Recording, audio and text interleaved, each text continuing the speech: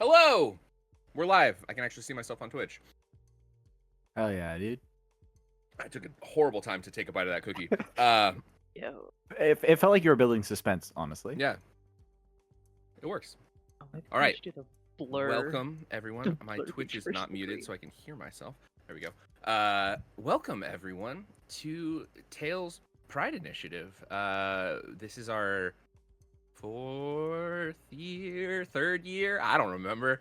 I think it's fourth, maybe? Third? Yeah, it's third. That's what I said. Cool. Well, I'm Conlon. I'm running our first game today.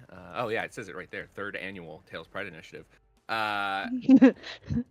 As a note, we are raising money for the Trevor Project through Extra Life. So please, as we are playing, as you are tuning in, please donate. Please check it out. We have a goal down at the bottom, $1,000. There's a scan thing that you can scan to donate. Yes, also, thank you, Bronze Dionysus, for the donation already. $25. We are kicking it off strong. Yeah. Thank you. Thank you. Yeah, quick notes. We have sponsors. Tails is not always a Pride stream. We are very gay, though, most of the time, so it works. We have a couple different games throughout the week. 2 on Mondays now, 1 on Wednesdays, and 1 that is every 4th Friday now. Yes. Check those out. Check us out. Join our Discord. Join our Patreon. All the fun things. I have all of these lovely people with me, though, so we should do quick introductions. I'll give just a quick. I'm Conlon. I'm a regular on Tails. I play in the Sunset over Vengalia every Wednesday. I will be running the game today and playing all of the not fun vampire characters. Not vampire characters. Whatever. I'm not the vampires. These lovely people are the vampires. We'll cover what Eat the Reich is in just a minute. But let's go ahead and jump into. We'll go in order of boxes on stream. So Luna, do you want to do a quick introduction, who you are, if you have anything you want to plug, and then just like a quick this is my character's name, and then we'll cover what the characters look like as we actually get into the game and everything. Hey, cool. Thanks, Conlon. I'm Luna. My pronouns are they, she. I am a software engineer on a GM a campaign management tool called LoreLink. And there was one more thing I was supposed to do. What was that? Irena. Yes, I am a Gothic socialite, demonologist by day, and then Nazi hunter by later day. I feel like that should have been by night and then by later night, right? For vampires. It was going to be. And I realized it as I was saying it, and I was hoping that no one noticed. So thanks. Oh, sorry. Well, Maybe that's I- my goal. Maybe vampires that on call the stream? night day. You don't That's know. true. Yeah. It's a hard day's night, you know? Wonderful. Cool. Well, that actually brings us to our next person. David, would you like to introduce yourself and Yes. character? Hi, I am David. I'm on most socials at David Jones Kraus. I am I use any pronouns. You can also catch me Tuesdays over on D in Denial, where I am part of the State of the Union Shadowrun stream.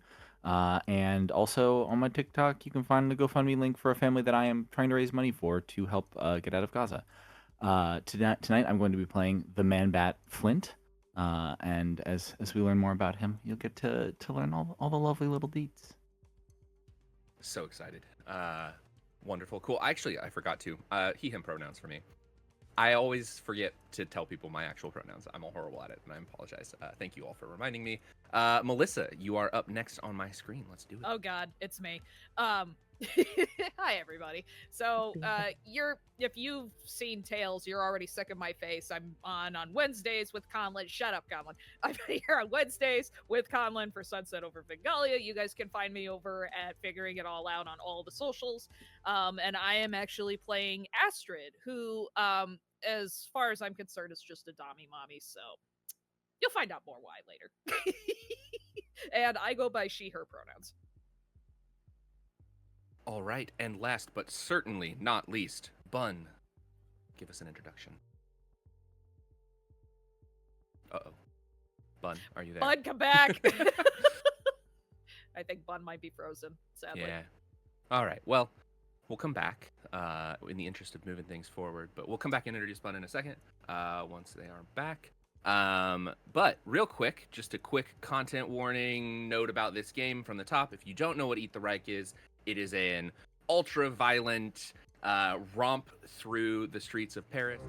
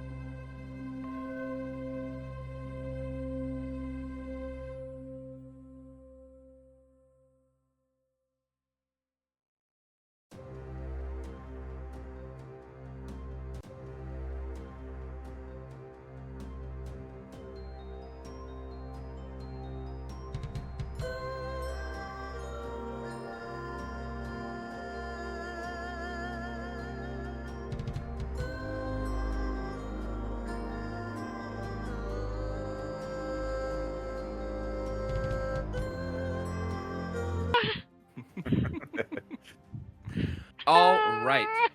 Welcome back, Bun. I have no clue what happened. Everything was going perfectly. I could hear everybody, and then all of a sudden, just BAM!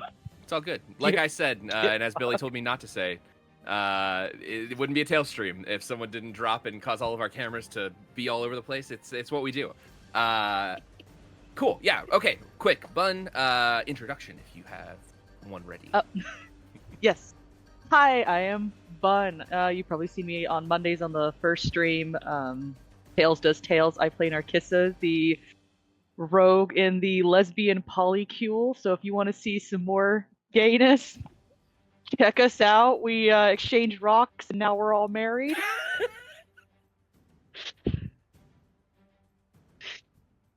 All right. We That love helps it. you? Cool. Yeah. Perfect. Sweet. Well, we got another $50 donation, by the way. I will not be reading them all out, but since we haven't actually started yet, $50 donation with a message. I don't know what the message was, but Billy will post it in chat. Assuming it was nice. Cool. All right. So, yes, sorry. Content warning. That's where I was. And just like quick introduction to the game. Eat the Reich.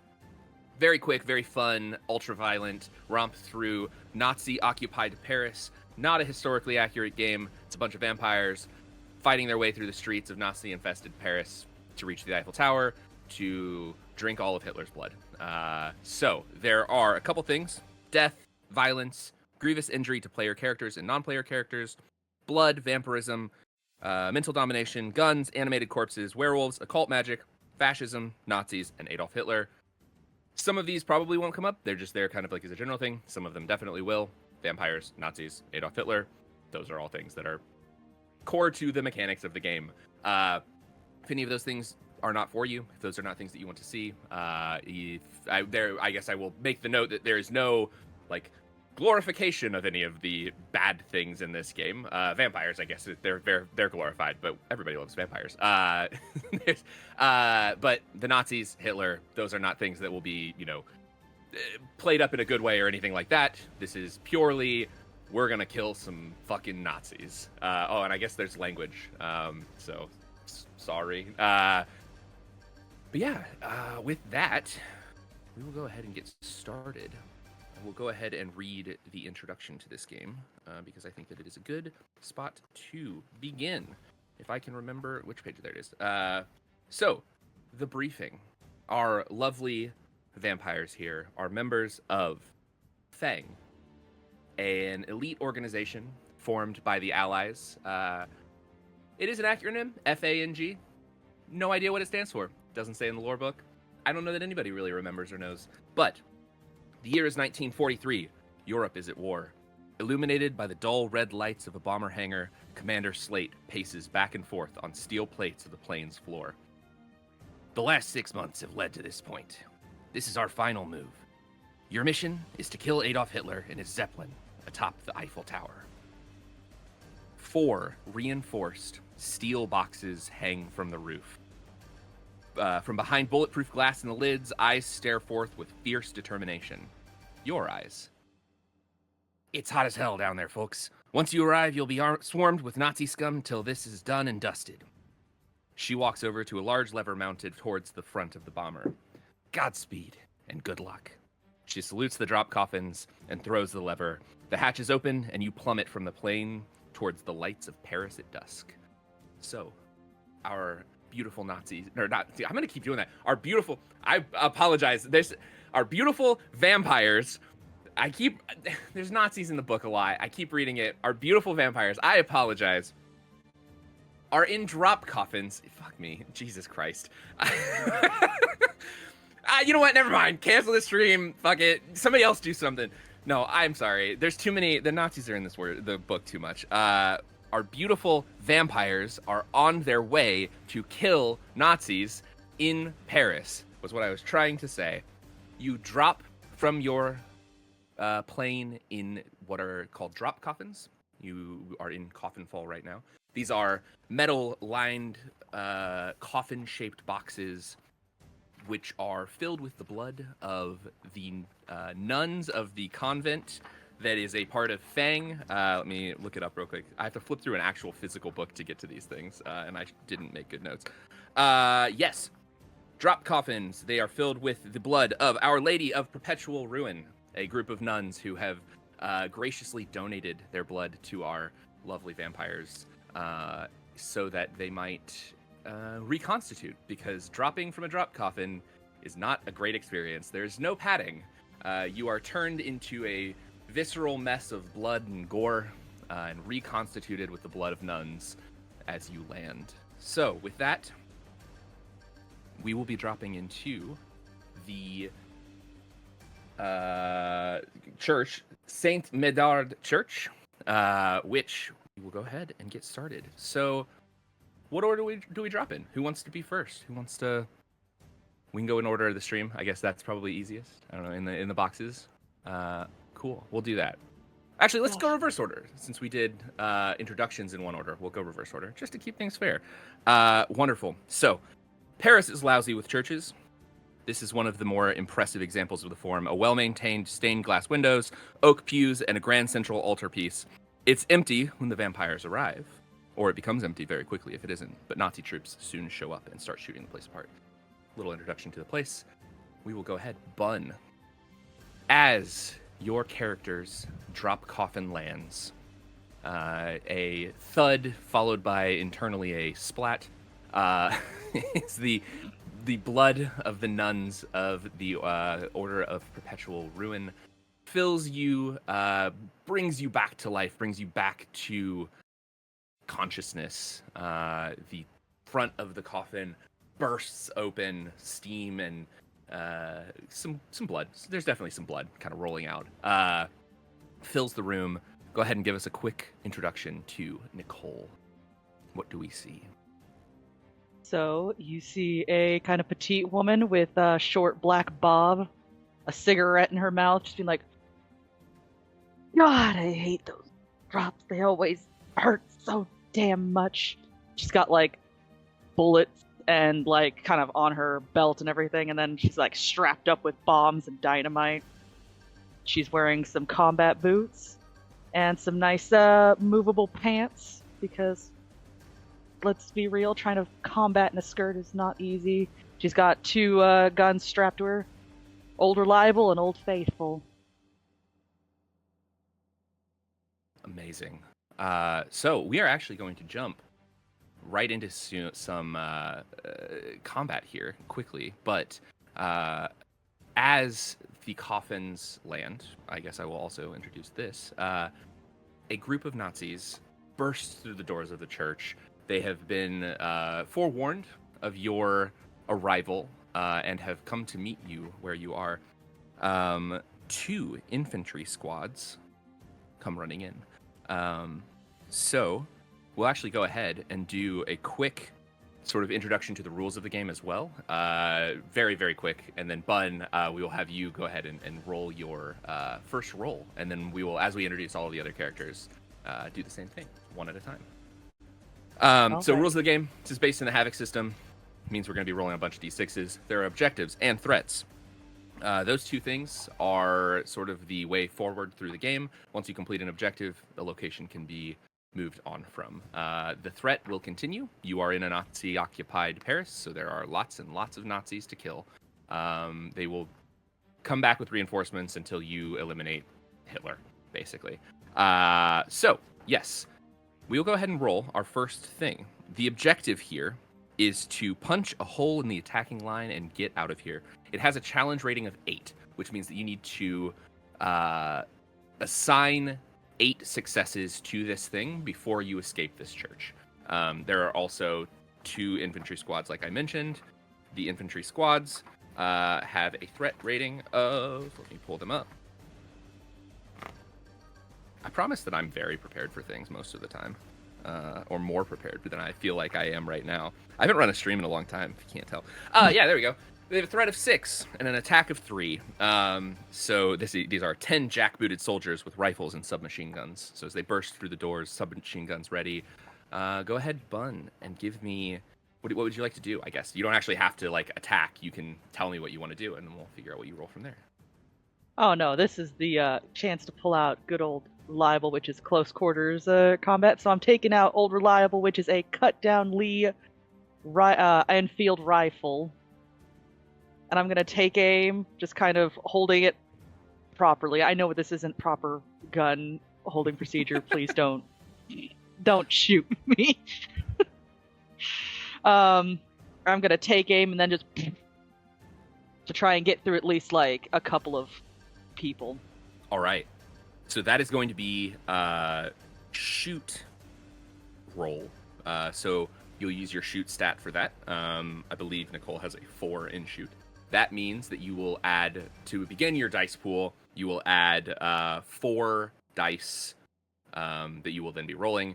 If you'd like to use any bonus dice, so if you're using your cut down Lee Enfield rifle, you can use it without actually expending a usage of it.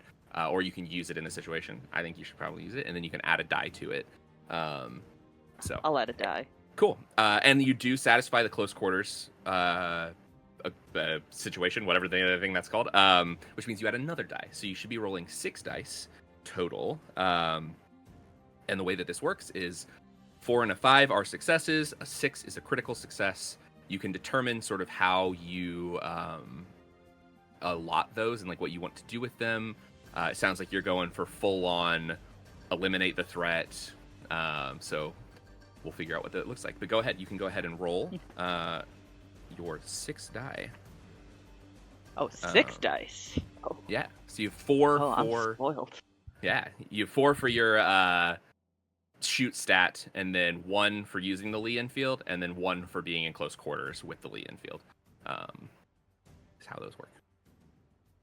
All right, so my dice roll is 3, 5, 5, 5, 5, 2. Amazing. Okay. Cool. So anything less than a 3 or less is a failure. You just discard those dice. But I think that was 4 5s, correct? Wonderful. So I also went ahead and rolled for threat here. We will allot how those like kind of play out as we go. I rolled a 5 a 5, a 4 a 4, and then a 3 and a 3. So the 2 3s. So to make it so you understand, the threat of an infantry squad is a 6. That means that I roll 6 dice for that squad. As you attack them, that threat goes down, and that's how they like lose their certain things. nope, I lied. I did that completely wrong. Sorry. They have an attack of 3. They have a threat of 6, which is how many times you have to like hit them basically before they're dead. They have an attack of 3, so I have to roll 3 dice. I apologize. That is my bad.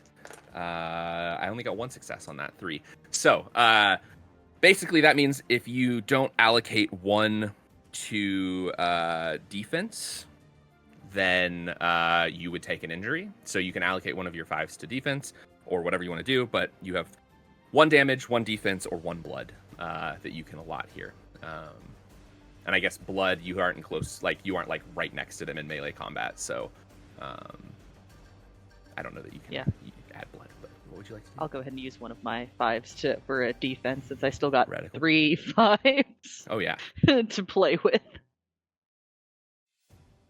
All right. So then, yeah, you have 2 left. What would you like to do with the final 2? You just want to knock down their threat, plus 1 damage? All right. So they are down to a threat of 4 as you pop out of the coffin, spin around the Lee infield, and just... I don't know, 4 or 5 of the Nazis just fall to the ground in a pile as the rest come rushing in. A little hesitant now that their comrades just so quickly were eliminated. All right. We will go ahead to our next person. That is Mel with Astrid. You want to give us a description? Again, coffin pops open, steam and blood pour out. What do we see from the inside of this drop coffin? Astrid actually used to be a fighter pilot.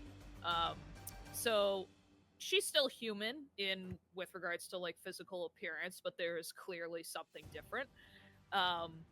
What the rest of the group would know is that a parasite soul of a wild predator took hold of her after she crashed from a horrible accident. So she has like really long raven hair. Some of it's missing in like that cool side shave I personally could never pull off. Pulled up in a ponytail. Her ears are a little bit more like elf-like, kind of like otherworldly, for lack of a better word. She has these sigil tattoos that are all stretched across her arms, and she has some pretty sharp teeth too. She certainly has that Predator, like Alien versus Predator sort of look a little bit. And she's actually, I think one of her eyes in the artwork is sealed shut. I don't think she actually has it open. But her other eye is like bright pink. And you just see this looming like 6'4" figure just tower behind Nicole. And I don't know if this is possible, but I would personally like to use one of the advances, if that's at all possible. So, you don't have your advances yet. You'll get your first advance once you defeat your first Übermenschen, which will be coming up fairly soon. Gotcha. But, yes. I clearly know what I'm doing. No, it's all good. This is a new system. And, let's see. I'm just gonna come out guns blazing as well, so I'd like to take out my machine gun and just start shooting. I don't know if there's any enemies in cover at all after Nicole made her first. Yeah, let's do it. Let's say so. So one of the other beautiful things about this game is that it is a very improv-heavy game. So if you would like to say that after Nicole, fired into this crowd of nameless Nazis and killed a bunch of them, they sort of like ducked behind the doors that they were rushing through. I think that is a perfectly legitimate thing to say. Okay. So in that case, it would give me 4 for the equipment. So yes, your shoot score is 2, and then you get 1 for your equipment, and then an extra 1 for your enemies uncover. Okay, so you were rolling 4 dice total. Yep. Right, let's see. That's a 1 success. It's 6 though. Okay. So I rolled a success as well. I believe this is how it works. This is one thing that I'm not 100% clear on in the rules. I think that the threat gets rolled for every single player in the thing. Like you're all facing out a threat, so I rolled this like 3 dice. Fairly certain that's how it works. If that feels wrong at some point, we might retcon that rule, but I'm fairly certain that that's how it works. So you've 1 to 1. You can either choose to take an injury when this attack roll goes. Or you can use your roll. What did you roll? 6. It was 6. So a 6 is critical success for you, which means that you have +2, which you have a couple things you can do with that. You can either do +2 damage, +2 to the objective, or I think you can do +2 blood, or you can you can activate your special. So if you want to look what one of your specials is, Special. I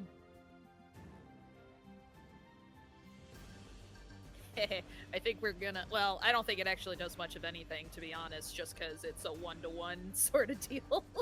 well, so you could. So I'm just looking at your specials, not to tell you what you should do or anything. You have 2 things that you can do here. The threat is now 4 because we eliminated some of them, so it's down. You could use your special to reduce the threat's rating by 3.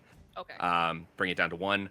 Potentially, though, they will have reinforcements coming back up. You haven't allocated anything towards the objective yet. You need those 8 to go to the objective. Yeah. However, you could also use your unnatural endurance special, which reduces the GM's attack dice by 3, which means that I will no longer be rolling for the rest of your play. Like the rest of the people here, there will not be, because I only have 3. The attack is only 3, so you're reducing it by 3. We're just gonna go with that, just to make sure that the others, when Cool. they wake up, and that means that you won't take damage there because my dice are reduced by 3 before I rolled them. So you have effectively negated that. Yeah, nice, cool. So what is your unnatural endurance? What does Astrid do? I think Astrid has this because she deals with spirits. I have this feeling she has this like unworldly sort of glow a little bit, and it just kind of highlights, the semi-human, not really human features, and it just makes her look like a little bit more monstrous than she would be. Kind of like an extra little ego boost, I think, for lack of a better word. So. Cool.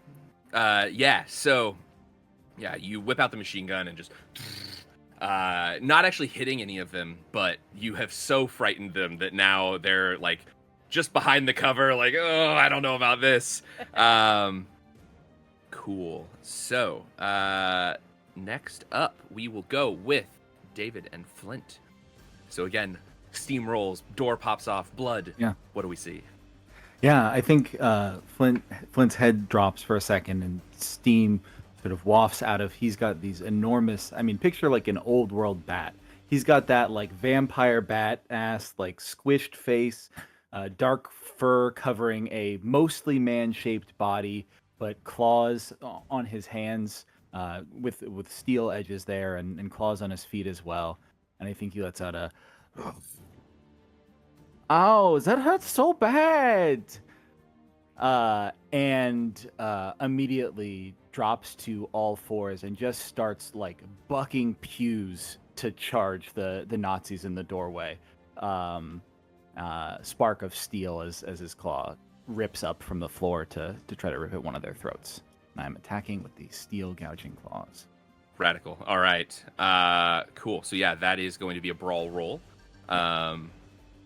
And I'll go ahead and give you the ambush, just because I'm being nice and fun Hell here. yeah. I'll give you the ambush on that. Since Astrid, so scared them into hiding, they are not prepared for, they're like, oh, cool, we're going to hide from these, vampires that are shooting at us. And then suddenly a man bat rips through a door and is, tearing them apart. I'll give that an ambush. I appreciate that. So yeah, we'll go ahead. That is going to be 6 dice to go ahead and roll. I rolled 4 hits. Okay.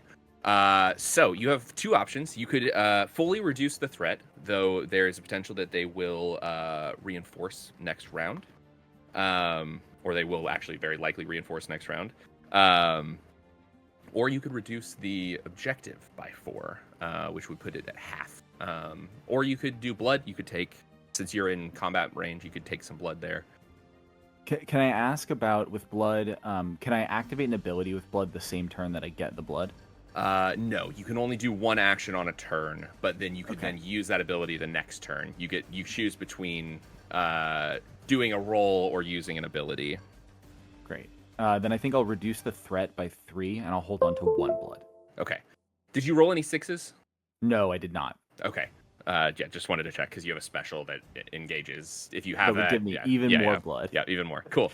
All right, so you're going to reduce the threat or the objective. The objective by 3. Okay. Thank you. I did mean the Yeah, objective. no worries. The objective by 3, and then I'll take that 1 blood. All right. So, as you rip through the door, you have pushed the forward line. You know, your main objective here is to get out of the church and into the streets, where you can then start your advance through Paris. You have pushed through the door of this church into the sort of oncoming horde and just started ripping and tearing. Not actually doing any damage to the threat, but moving the objective forward. Your fellow vampires can now kind of push further into the church behind you. And finally, last again but not least, Luna. Blood, door, steam pops off. What do we see? You see an immaculately dressed, fairly petite, white-haired woman step out, and she's adjusting her jaw, says, "I will never get used to that in all my days." And as she kind of takes stock of the situation, looks around, she says, "Oh, boys, one at a time. All of you will get a chance to dance with me." Reaches behind her and pulls out a Model 1860 cavalry saber and starts very slowly advancing towards where the Nazis are all hiding and kind of dragging the blade a little bit. Don't do this with a real sword, please, I beg of you, but it's for dramatic effect. It's a magical vampire sword. Sparks are coming up off of the floor as it's doing it, as she's kind of like singing this sweet little Daisy, give me your answer due song and just sort of fearlessly advancing on them. Amazing. What would you like to do? I think I would like to go over there, and I'm a bit thirsty waking up, even with the 2 blood we're all starting off with, and I think I would like to go teach these boys a lesson about proper manners with my magical cavalry saber. Alrighty. Go ahead and give me a that's a brawl roll. So whatever your brawl dice are, I can look at that. That is 2. Cool. And then again, let me check your. Sorry. Now I do have something called charge, which they don't really explain what that means. Yeah, I mean, it's a slow charge, but I'm charging. Yeah, this system is fairly loosey-goosey. I think if we can describe this as whatever kind of charge you're doing here, I like it. It's like a reverse. It's the reverse of a cavalry, right? You instead of sword in the air, riding your horse forward, you're dragging the sword along. I'll dig it. Let's do it. Yeah, I give everybody else a plus. I have to, I can't not. But yeah, all right. So yeah, go ahead. That is going to be 4 dice total. Okay. Go. Roll. Oh God, my dice roller has frozen. Awesome. Oops.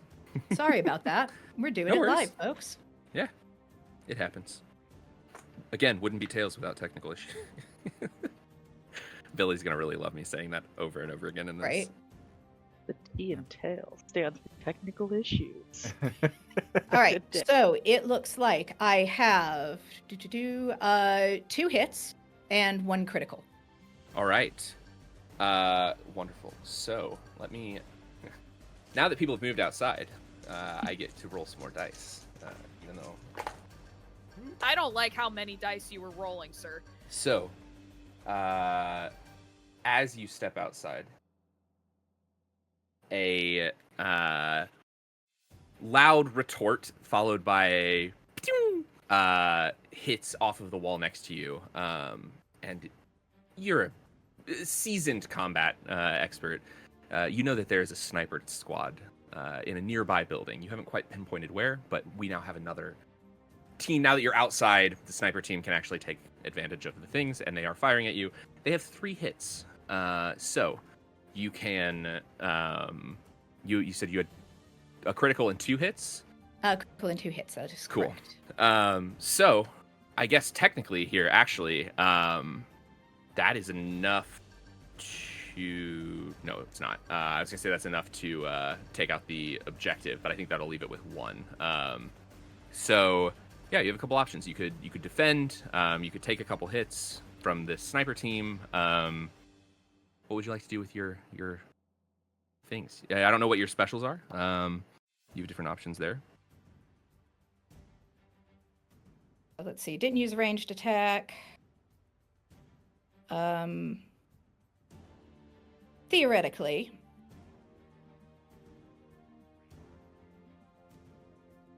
So when you mean as far as specials go, you mean anything that would like automatically defend or heal? You're not talking about any of my Yeah, I was abilities, just checking correct? to see if you had Okay. anything. Yeah, any like. No, special I don't ability have things. anything that helps with that. But how many? We have 4 left on the objective, or 5? 5, because David Okay. spent 3. 3, yeah. Okay. So 5 left. So I'll tell you what I will do is I will go ahead. I will apply my critical there, so 2 to the objective. Okay. So that'll take us down to 3 left on the objective. Yep. And then I will use those other 2 to defend myself against damage. Alrighty. And then that, I believe you said there were 3 hits, so I believe that means I take 1 point of damage. Yes. Yeah, you will take 1 point of damage, Okay. which means that we get our first injury roll. Okay. So for that, go ahead and roll a d6. Okay. That is a 5. Okay. Cool. Yeah. So first injury is just an injury. There's nothing like negative that applies to you. But then you will mark off your first injury there, which is a shoulder injury. So as you step outside, cavalry saber, that shot pings. Next thing you know, another one kind of hits you in the shoulder. Before you have time to raise your saber into the air, and the next 2 bullets that you just deftly deflect with the cavalry saber, whinging off into the distance. And we've moved the objective though. So again, sort of pushing forward out of the church, the follow up of our team can move forward. We are back at the top of turn order, which means that it is Bun's turn once again. Oh, is Bun there? Oh, cool. Yes. Oh, Okay. Sorry, I had Yay. myself No, you're good. You're good. muted, No worries. making everybody all anxious now about. All Cool. right, so something I think I'm gonna actually do for this round is, since now that I have noticed that there are snipers out on the loose, I am going to get closer into combat, and I'm going to pull out a smoke grenade, just like pull it right off of my shirt, pop that sucker, and like throw it in so that we can kind of further get on out and provide cover, so this way it kind of fucks with the snipers, because fuck them. Awesome. Sweet. So let me. Man, I am all over in this book. Cool. Yeah. So you are. I guess this is like a. Let's call this a sneak roll, if that feels good to you. It's not really sneak, but I don't know that anything else really covers it as well. You are covering your advance, so using a smoke grenade, covering an advance, and using a sneak roll, that's going to give you 5 dice to roll for this. ooh. So if you want to go ahead and give me a roll. So my dice roller was really nice, and it gave me 2 crit successes, and then just 2 successes and 1 failure. Amazing. But Hell just yeah. curious, which Oh. one are you using? Mel's like, Just gotta I'm open that browser using window over here. the Microsoft Bing browser, and I just typed in dice roller. all right. I'm not. It's not any fancy website. It's literally just Microsoft Bing. Nice. My secret shame. I don't use Google. I don't use Google Chrome like the cool kids. No reason to feel shame about that. As one of the people who very briefly worked on that horrible generative AI, there's no reason to feel shame in avoiding the things that they touch. All right. Well, with that, I mean, you can again choose to how you want to allocate them, but you can fully reduce the objective, which means that you're moving on if you want. I mean, it's up to you, I guess, if you want to stay and fight more. I will say this game is mostly about moving forward through the objectives. The threat will continue. So it's recommended that you move the objective forward, but 2 successes. So you have 6 points essentially to allocate. You can use one of them for one of your specials if you'd like. I guess Could I get blood? Is that a thing I can do?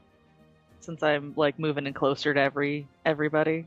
Yeah, absolutely. Yeah, if you're moving forward, you can. I think 2 blood for a critical success or 1 for a normal success. You also, I will say, have a special called Scavenger. So when you roll a 6, you can use that 6. You then roll another d6, and you gain a use back from one of your items. So you did use your Lee Enfield. Well, you roll and find out. So I guess if you rolled a 2 or a 3, you could use that. I don't know that it's necessarily useful right now. Like, it's more useful when you've used more of your items, but that is a thing that you can do as well. I think I'll go ahead and let's see. How many do we have for the objective left? Just 3. 3. Yeah. So I could use 1 success and 1 critical success to clear the objective, and then like 3 to get 3 blood. Is that a? Yeah. Yep. Yeah. All right. Cool. Yeah. Absolutely. So. That's what I'm gonna do. Just go in, throw in that smoke grenade, and once I start seeing like the smoke kind of disperse, I start like getting in at some targets, just like biting at them and just like and drinking up the blood that I can, while getting past everybody, just being like, go, go, go. Chug, chug, chug. Yeah. Cool. Yeah. So add up 3 additional blood there. And we move forward. So I will say, as you are all sort of, what happens in the fiction of it all is the smoke grenades go out. You can sort of tell supernaturally. I don't fucking know how this works. The sniper team is like, shit, they can't see him anymore. So they like start to rotate out. And by the time they find a new position to set up to, you're long gone. You are into the night and on your way. Otherwise, just ripping and tearing at throats of the few remaining infantry left.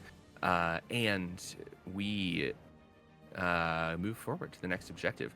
However, there is a very special piece of loot in the church. As you are leaving, whoever would like this, it is a melee thing mostly, but you gain a particularly large cross that you can use as an item. It is up to you how you use it. The special thing on it is called Swing for the Fences, so it's very clearly intended to smack the shit out of somebody with a giant cross.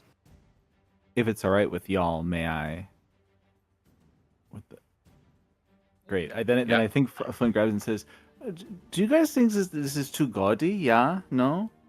Thoughts?" I mean, not if you're gonna be like how I'm imagining it is either like you kind of grab it from this end and you swing real hard, or you like hold it from this end and swing like a sword. I like that. Yeah. Yes. Okay. So, yeah, you should. Yeah. I don't think it'll look too gaudy. I think it'll be like what's the phrase? Righteous punishment. I like it's the irony. Yes, it's very good. Yeah. We all need our cross to bear, darling. I see. There we go. That was good. That was good. Let me just a little clap for that one. Quick round of golf claps. Yeah. Awesome. So yes, you get a particularly huge cross. It has 2 uses and gains 2 extra bonus dice when you are swinging for the fences. Whatever that means. When you use it, if that is something that we meet, you'll get 2 extra dice.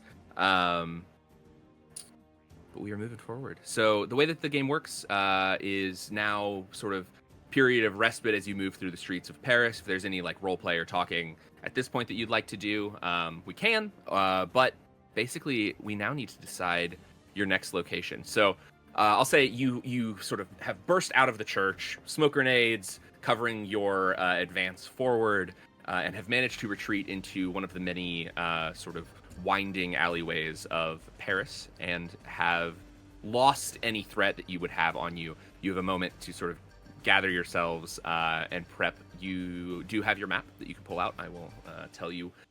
We are currently in Sector 3. Your goal is to advance to Sector 1. There are a number of locations still in Sector 3 that you can head to. before you can head into Sector 2. You should visit like one more sector in Sector 3, basically.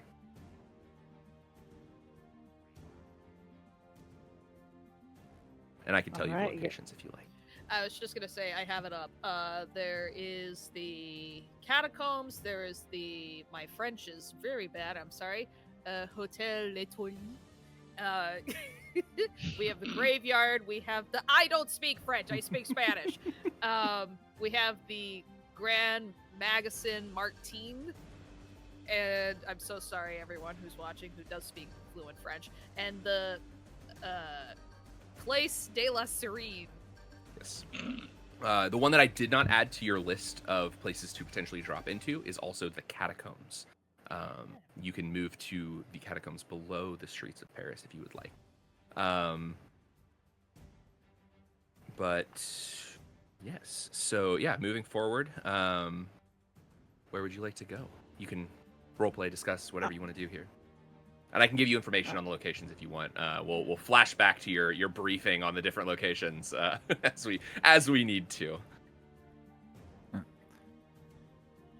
All right, y'all. Where are we thinking? I'm thinking them catacombs. Catacomb.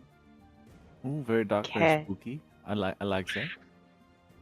Well, I'm I hear afraid these, I don't have much input on the matter. I'm not really one for reading maps. I grew up with a chauffeur taking me everywhere, so I don't need to know where places are. But if I could pick any of them, I would say the Hotel L'Etoile sounds pretty good to me. I think we all deserve a drink or two, if you know what I mean, after we just did all that.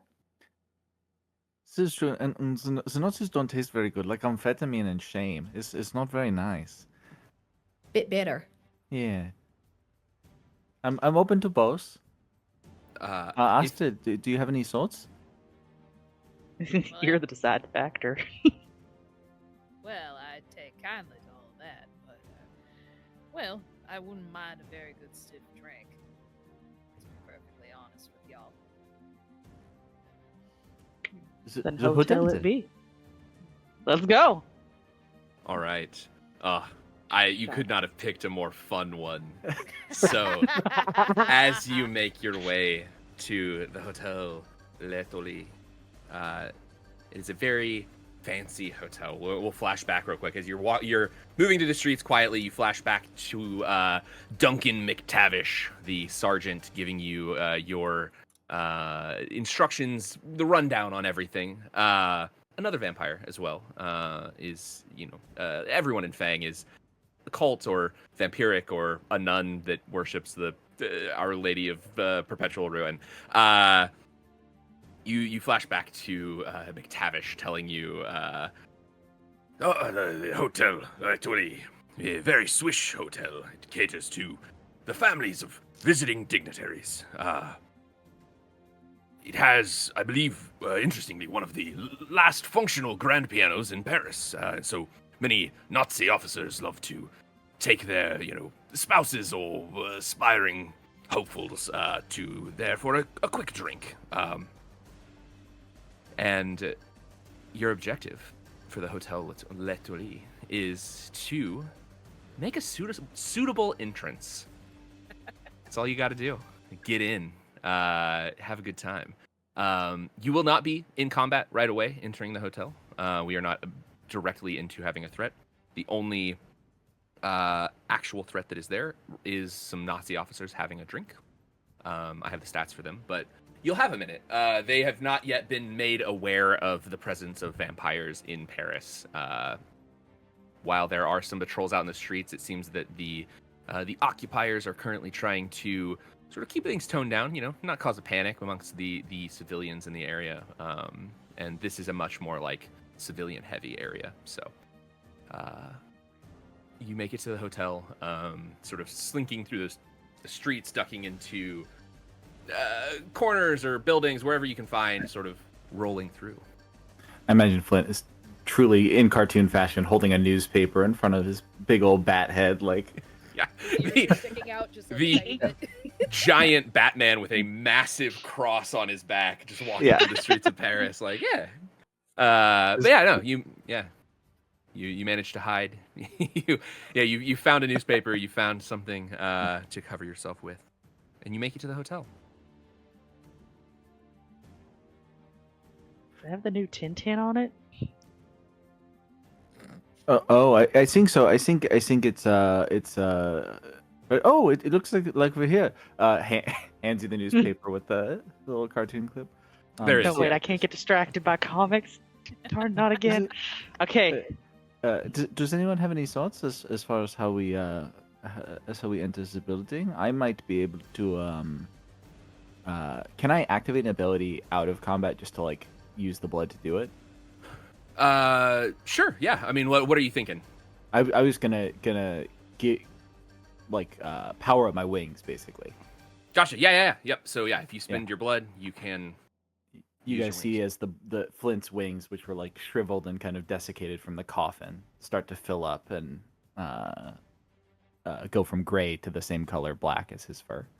I could make the how do you say this? The flying like the into the window, or if other people have a thoughts, do we want to go stealthy, pretend to be the normal German citizens?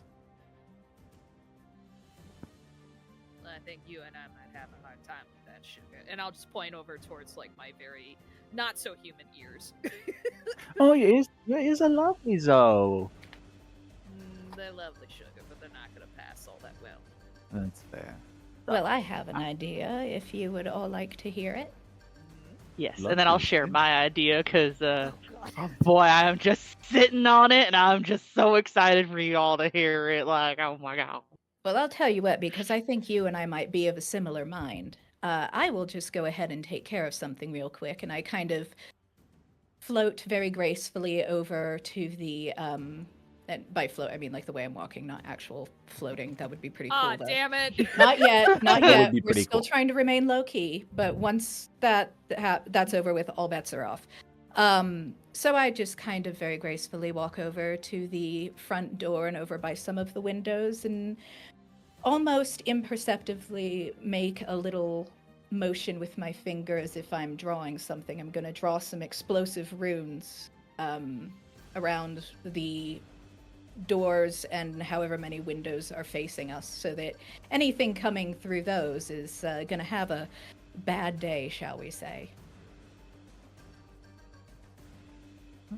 Yes. What are you drawing over there? Is it the cross? Was the hangman? The crossword? What do you?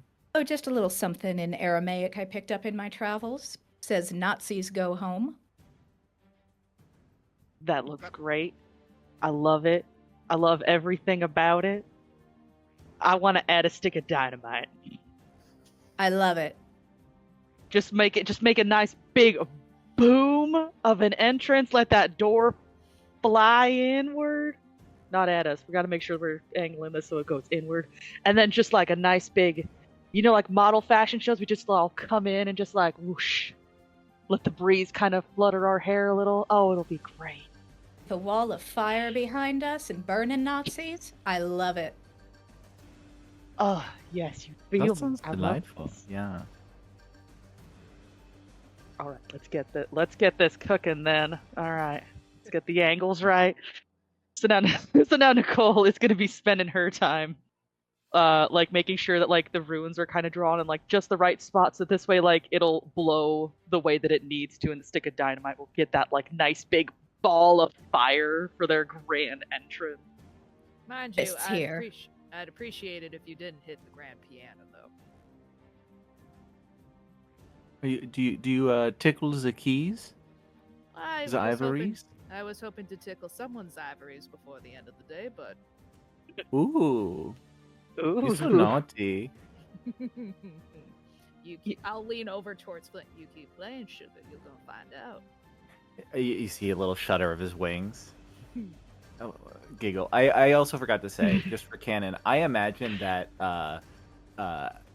Flint is wearing nothing but lederhosen to like leave the wings exposed.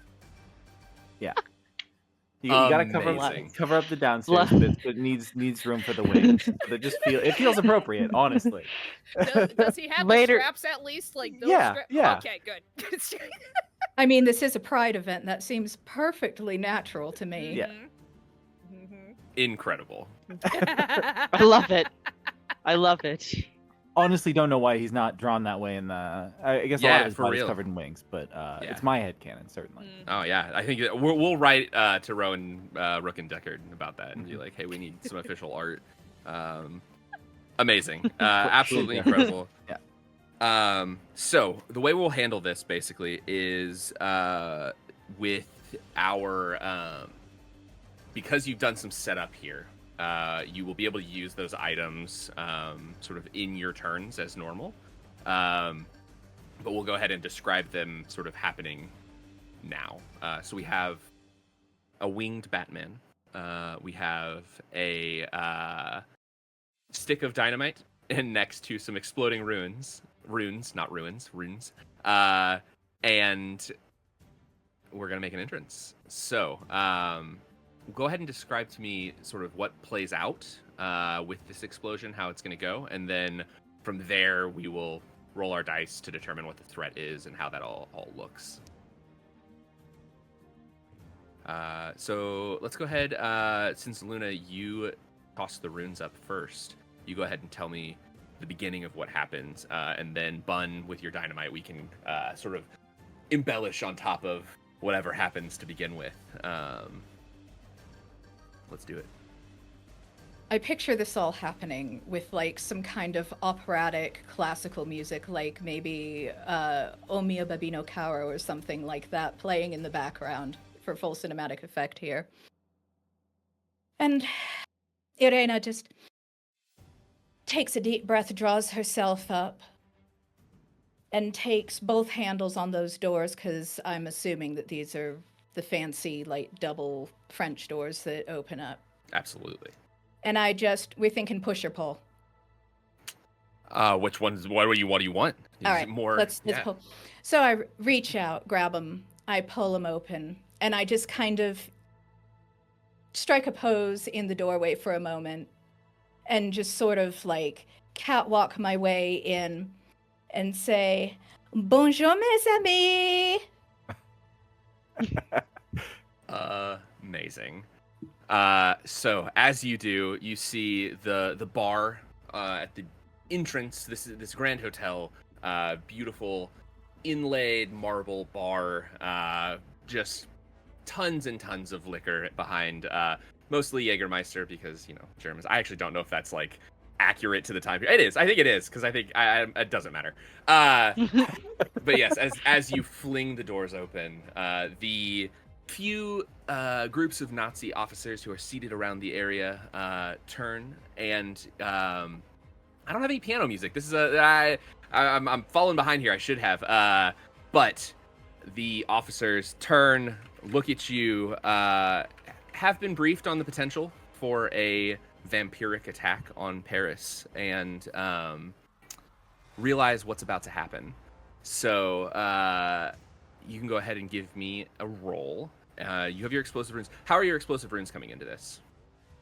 So basically, if anybody tries to run, or escape or attack anyone still standing outside, when they pass over those runes, they go kapow.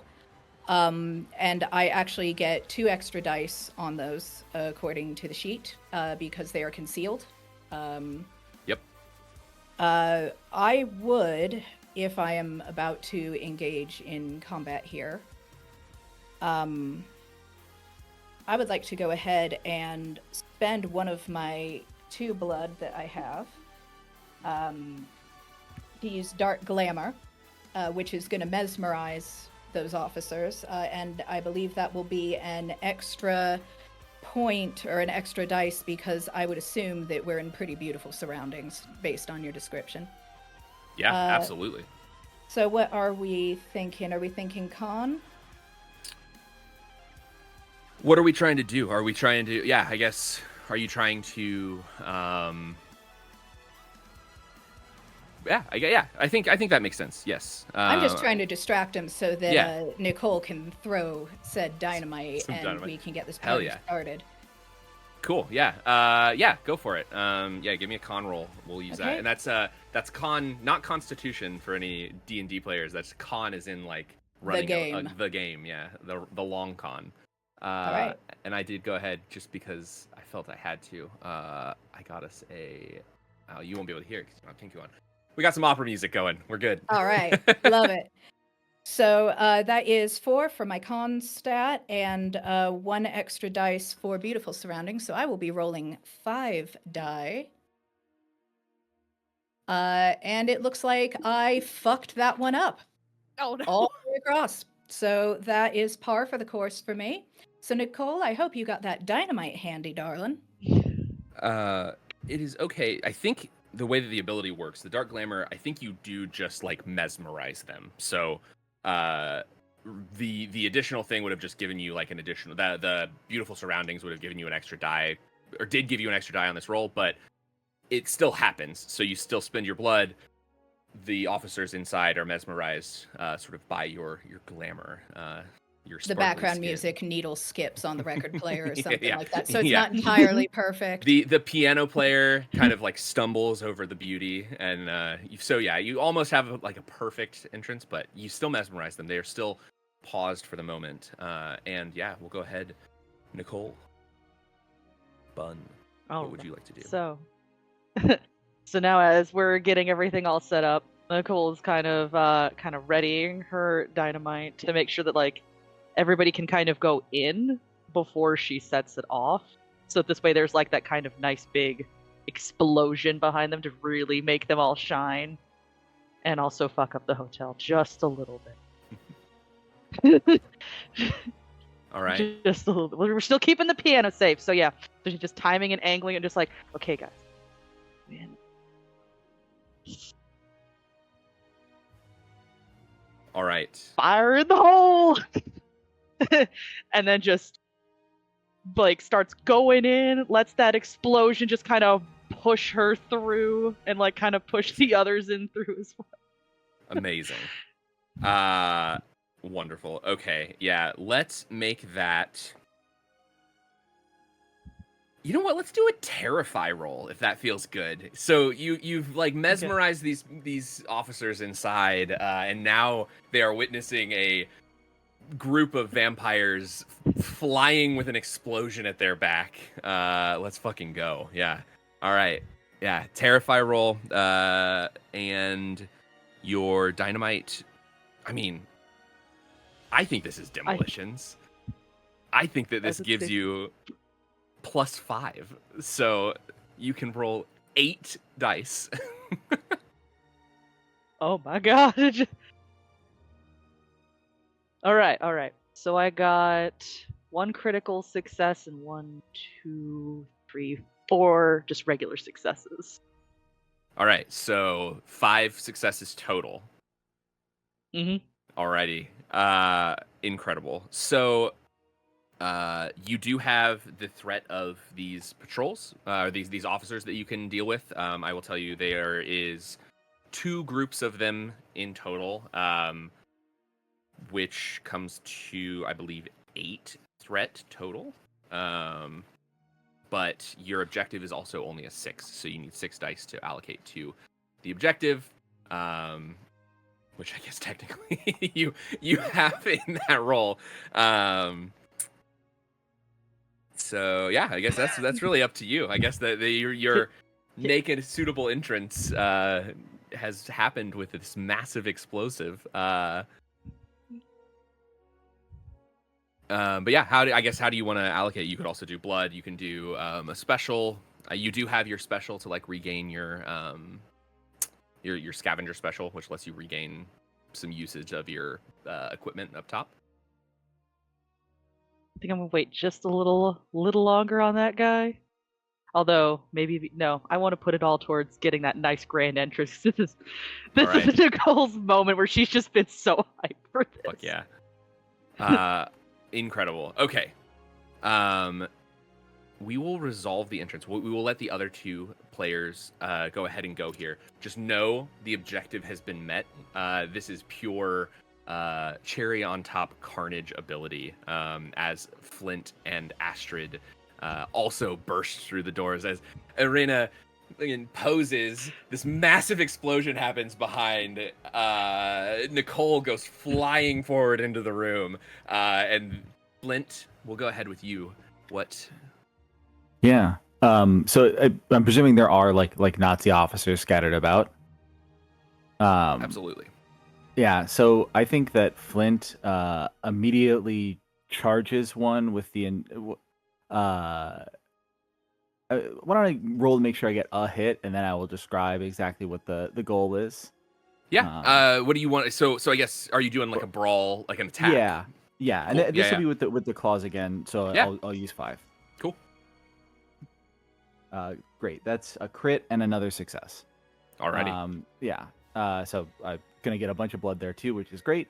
Because my goal was to Flint runs up to one and says, "You're not using this, right? The blood." And just like nicks his throat, pops his head off, and brings him back behind the bar and starts grabbing glass. Come, everybody, it's a drink, it's a drink.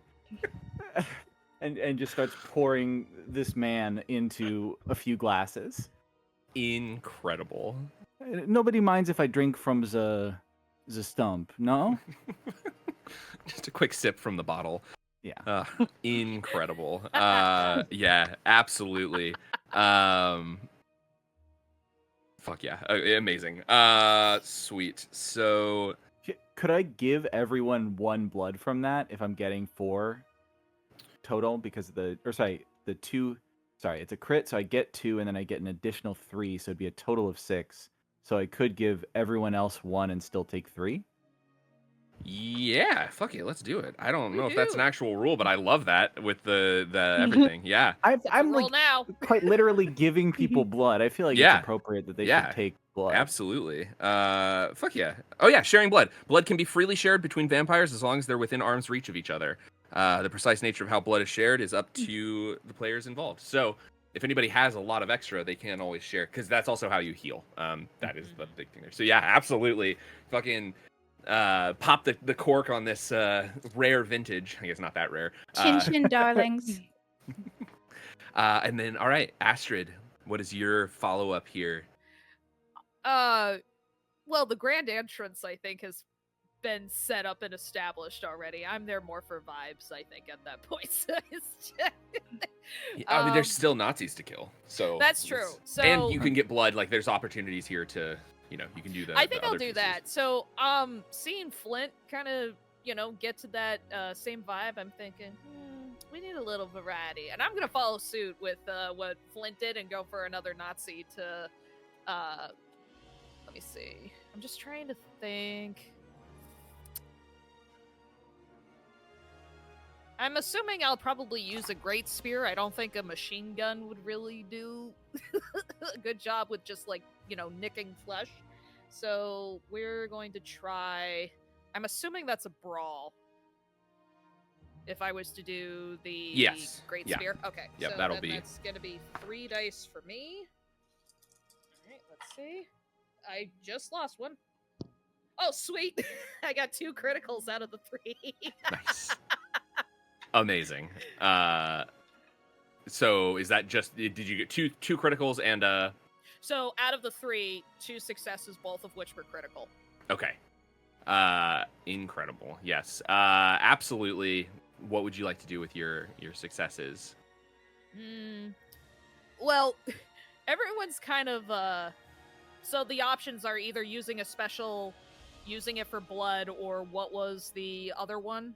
You could do damage, or you could reduce the objective, but you've already completed the objective. Right. It's the other thing that's not super clear in the rules, is if you have to defeat the threat before you defeat the objective. But yeah. I think, considering that we'll probably have some big baddies later, I'll use it towards blood. So that's, I think, 4. Since I had 2 criticals, it's counted as 4, right? Yes. Yeah. Okay. I will do the same where everybody gets one, and then I'll keep one for myself as well. So then everyone else gets one more blood. Okay, cool. It's it for me. So- Top up your blood, yeah. All Sharing right. is caring, I feel, personally. Okay, so just to recap your grand entrance here, we have Arena throwing wide the doors, striking a magnificent pose as the officers inside are too stunned to speak, move, or do anything, fully mesmerized. From there, a massive explosion happens behind you. And we'll go ahead, because you threw the explosive runes in there, we'll also toss in how that works. So so here's what happens. You throw open the doors, explosion. Nicole comes flying in. I'm assuming at this point we've just like fucking murked most of the Nazis. You know, Nicole comes in just spraying down with machine gun, drops a few. Flint comes in, finds one that's like cowering, whatever, like leaps at him and just like nicks, you know, pulls out a few champagne glasses, sets them up, blood overflowing. Astrid comes in with the spear, beautifully spinning, just lopping off heads, sort of like the end of Kingsman. If anybody remembers Kingsman, the explode, like heads flying, blood squirting. It's incredible, disgusting, beautiful. As you all sort of take your seats at the bar, the piano player sort of nervously still playing, uncertain of really what to do, but definitely not going anywhere at this point. Also glamorized, I think, as well. So sort of like, okay, well, this is fine. As you sort of all take your seats, consume the little bit of blood that you have in these glasses, all of that kind of stuff. You actually hear from outside the rest of the like sort of officers were inside, and then their like, you know, underlings were sort of outside, not allowed to come in. And so you hear them all in German shouting, "Oh, off! What could be happening?" And as they run in, the explosive runes explode, and you just sort of see more like fountains of blood as the explosion takes the rest of them. And you have made a suitable entrance for sure. Incredible. We are done with our second objective. You have a moment of respite in the hotel before moving on to what I will tell you gets to be increasingly difficult. This area is mostly civilian. This is your drop point because of the wards around the Eiffel Tower not allowing you to come any closer. The next two sectors are definitely more painful, we'll say. So you have a moment of respite. You have a moment to take yourself to you collect yourselves, whatever you want to do. Is there anything anyone would like to do? If we're moving into the next sector, is this where we would take an advancement? So no, advancements are after you defeat an Ubermensch. Oh, right. I found that. You already Yeah. said that. and No, I all forgot. good. No, because That's I my bad. struggled to find any of it as well. So yes. Then what was I going to say? Yeah, I guess next is just determining your next location. So we are moving from Sector 3 into Sector 2. That always throws me off that it's in reverse. You don't land in Sector 1. Sector 1's where you're trying to get to, whatever. You have a lot of options. There's some fun stuff here, and I can tell you, sort of in general, your briefing of what would be in these locations, but your location options for Sector 2 are the concert hall, which is a concert hall, if you can believe it. Sorry. Oh my god. Where is it? It's in here Oh somewhere. my god, fine arts. There we go. No. It is once festooned with beautiful, if gaudy, 17th century decor, but it's all been ripped out and replaced with a stark architecture and on-the-nose murals of hardworking Germans. This place seats about 1,000 at full capacity, but it's nowhere near full. Most of the people have fled as the news of vampires have reached them. So that's one option. There is the so many ridiculous locations. The exhibition of degenerate art, which is a collection of art that the Nazis deemed antithetical to German values that has been deliberately badly framed and hung and is surrounded with mocking commentary. You have the Jardin des Fées, which is the Nazi-built amusement arcade and illuminations, popular with young soldiers looking to take girls on a cheap date. There's a massive Ferris wheel. Good old grand old time. And then you have the Le Cocon Noir, which is you've been briefed, is a French resistance hideout. You could meet up with the French resistance there and try to help them out. There's some secondary objectives around that. There's a Museum of European Warfare, which is a sprawling and poorly maintained museum that contains the tools of war from 1,000 years ago up to the modern day. There's an expensive-looking garage in which you could try to get a car to drive to your next objective. Or finally, not finally, two more. The metro station, which is a metro station. There's no trains running, though. The Germans... Their trains do run on time, but not in Paris. And the German Technology Pavilion, which is a showcase of new German technology that they are using in the war effort. Those are your options. Again, I will give any more information that you want as you sort of sprawl your map out. It's looking a little more worse for wear than it was in the last location. There's a lot more blood on the map now, but you're looking great. So yeah, those are your options. Where would you like to go? You know, Well, having a mighty fine automobile would be pretty good in more ways than one. Can any of us actually drive it? DM, can any of us drive it? It's Yeah. okay, just wait. That would be I actually don't know what kind of roll that would be. I guess I don't know. I think whatever you were trying to do with it, yes, you can drive it normally without any roll. But whatever you're trying to do with it, you can then change like your location. I just imagine Irena has like the bumper sticker that says "Hot girls hit curbs" on the back of anything that she drives. So that's why I was asking. So that would be a brawl roll, right? Yeah, If we're pretty using much. the Yeah, what is vehicular manslaughter in this system? I'd say it's brawl. Yeah, brawl. I think so. Yeah. Yeah. Or terrify. Terrified. Yeah, it depends on what the point is. I think that's probably right. Yeah. So I will tell you, or go ahead. If we go to the garage, I just ask that we get the convertible, so we're not so cramped with the wings. Yeah. I think we'd all look fabulous in a convertible with the wind through our hair and everything. There's actually a picture of the car with Flint hanging his head out of it in the book. That is incredible. Oh Just my this little God, cartoony bless. picture of Flint like sticking his head out like a dog. His tongue is like flapping in the. Amazing. Oh my god, he's adorable.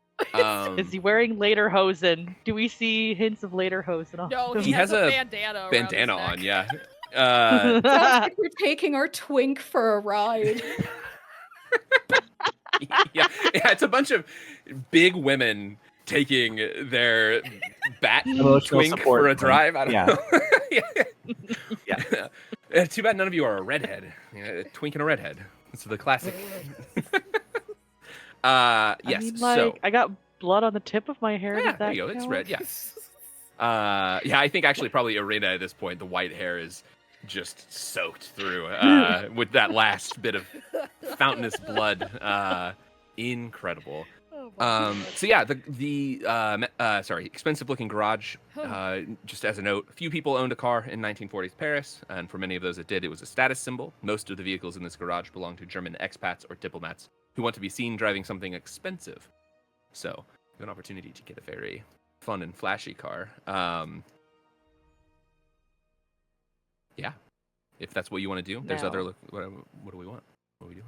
No, we sure we want to go and get a car, not meet up with the other fellow resistance members and help them out. Just kind of double checking, seeing where our mindset is.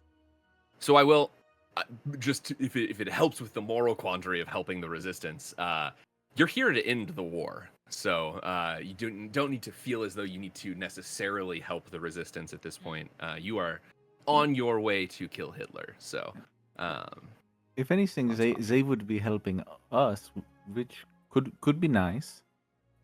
We could get a series of infantrymen to just kind of go into a place for us. That would be pretty cool. As you know, I love my big entrances.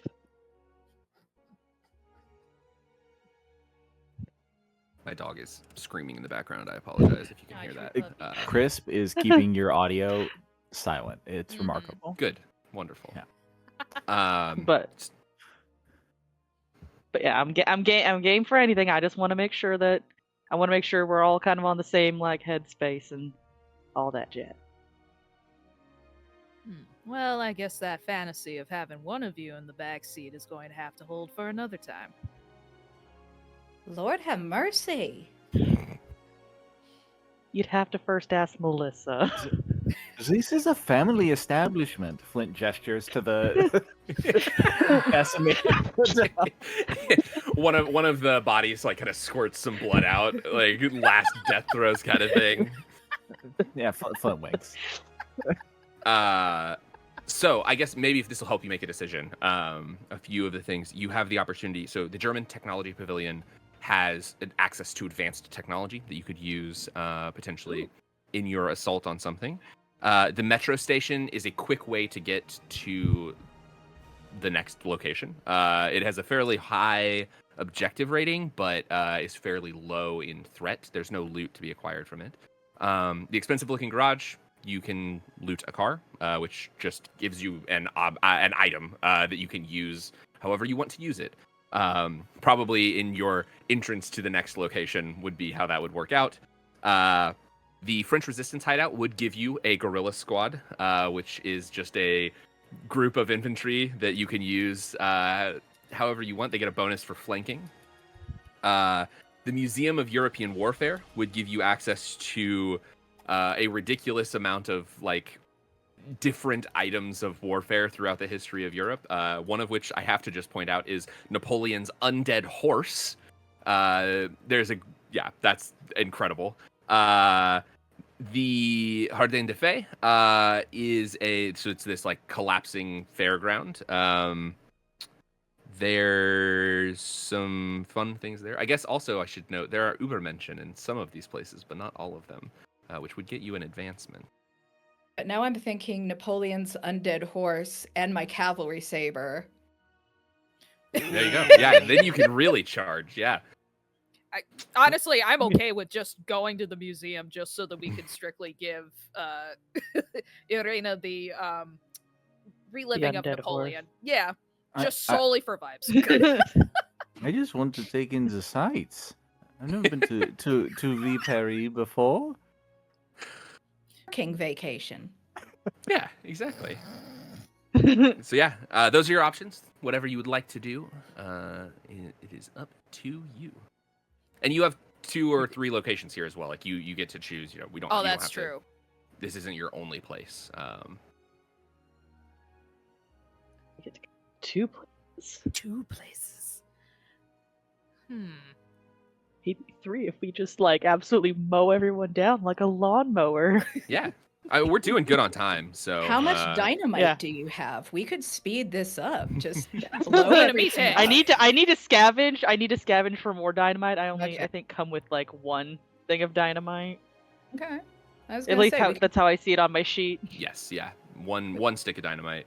We go full Kaczynski, but okay. Okay.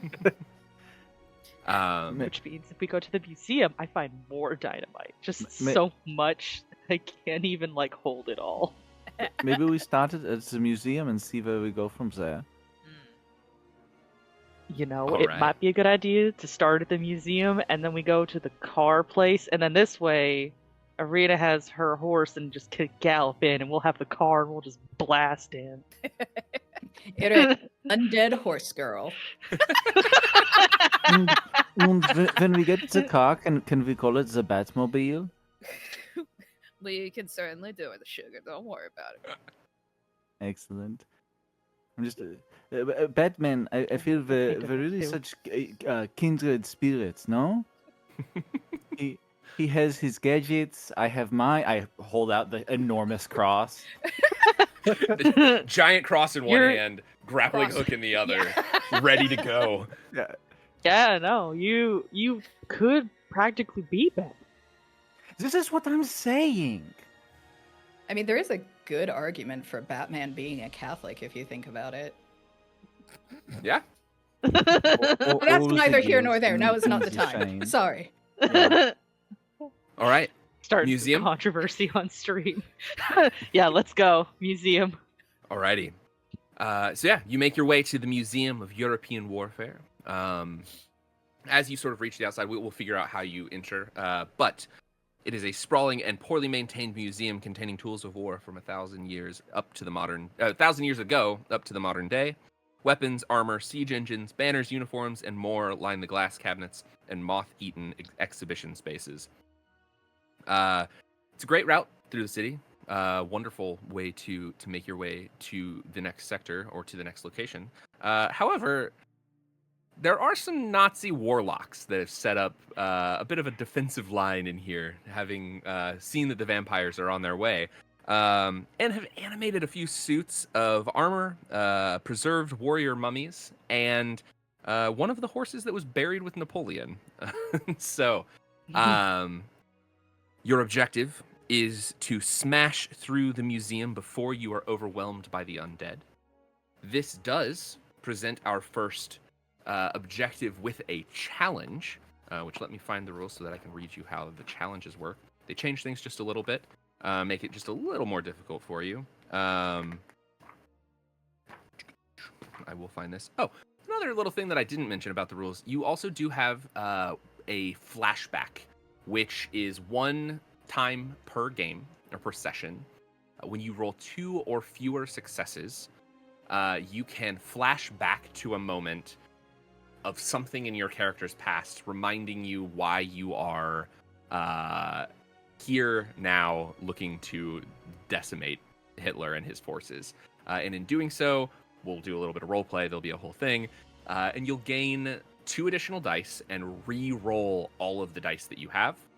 So this is sort of your like big moment, like, you know, you're at the end of your rope here. You need something to really motivate you.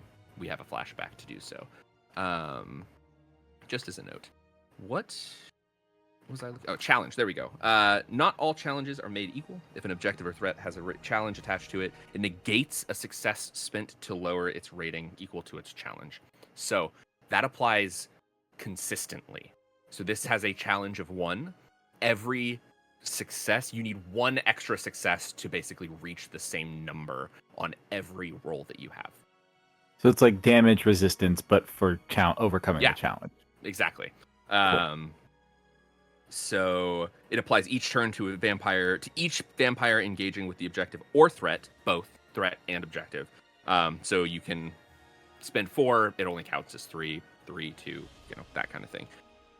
However, you have made it to the museum. Inside are a number of Nazi warlocks, occultists, and empty suits of armor and preserved warrior mummies, and one very confused-looking horse. Look at this sweet angel. I feel so bad for him. Oh. Sweet baby, you're gonna come home to me, aren't you? Oh. Yeah, go ahead. Sorry. Would anybody like to make the opening volley? Would you like that I should go up into the sky and grab the Nazis, take them on a ride? How are folks feeling? Question. Well, Uh-oh. What's up? Hey, GM. Uh-huh. With consent, of course.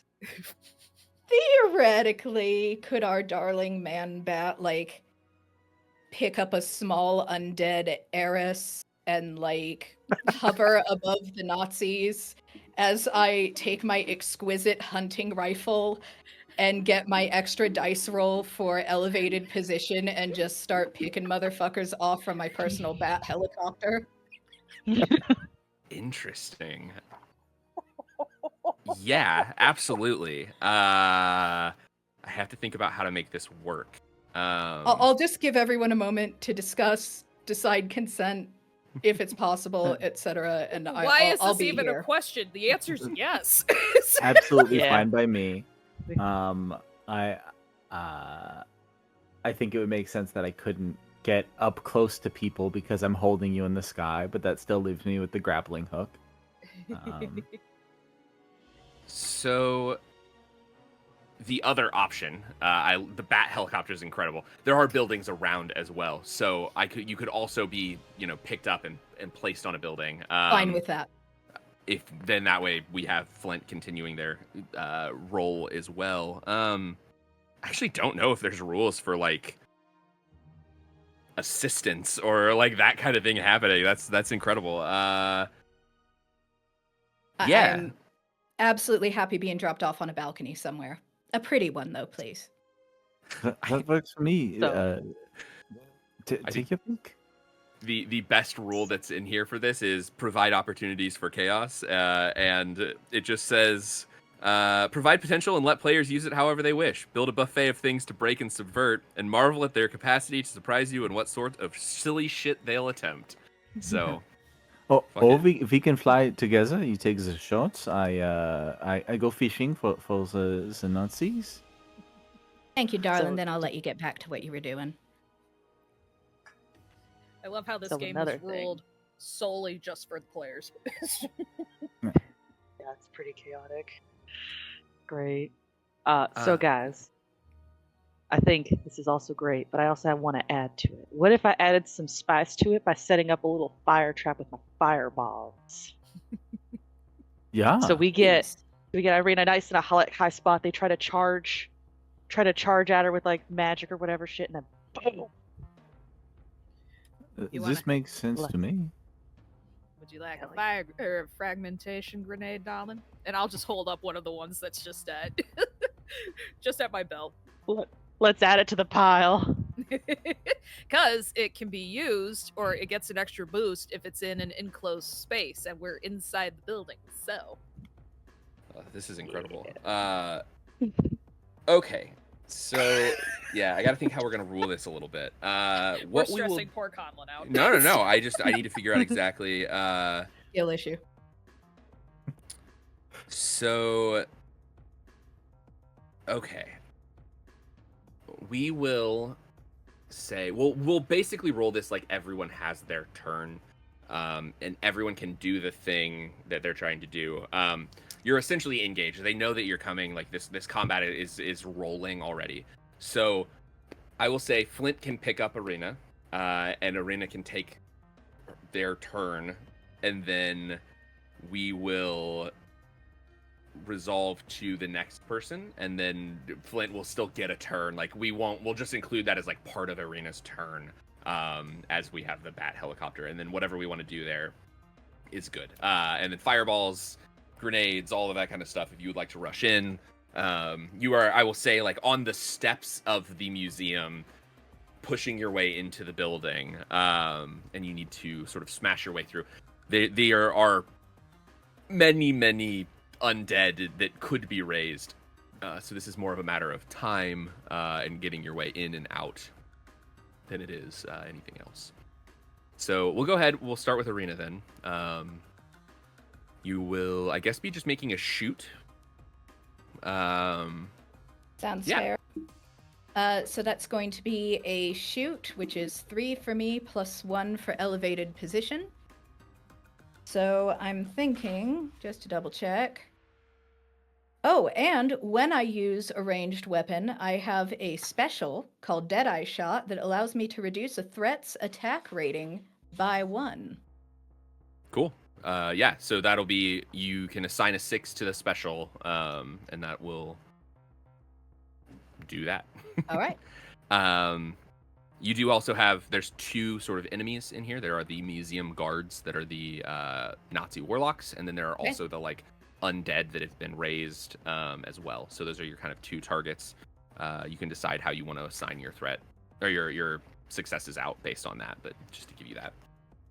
Well, I will tell you now that I rolled 1 critical and 1 regular success. All right.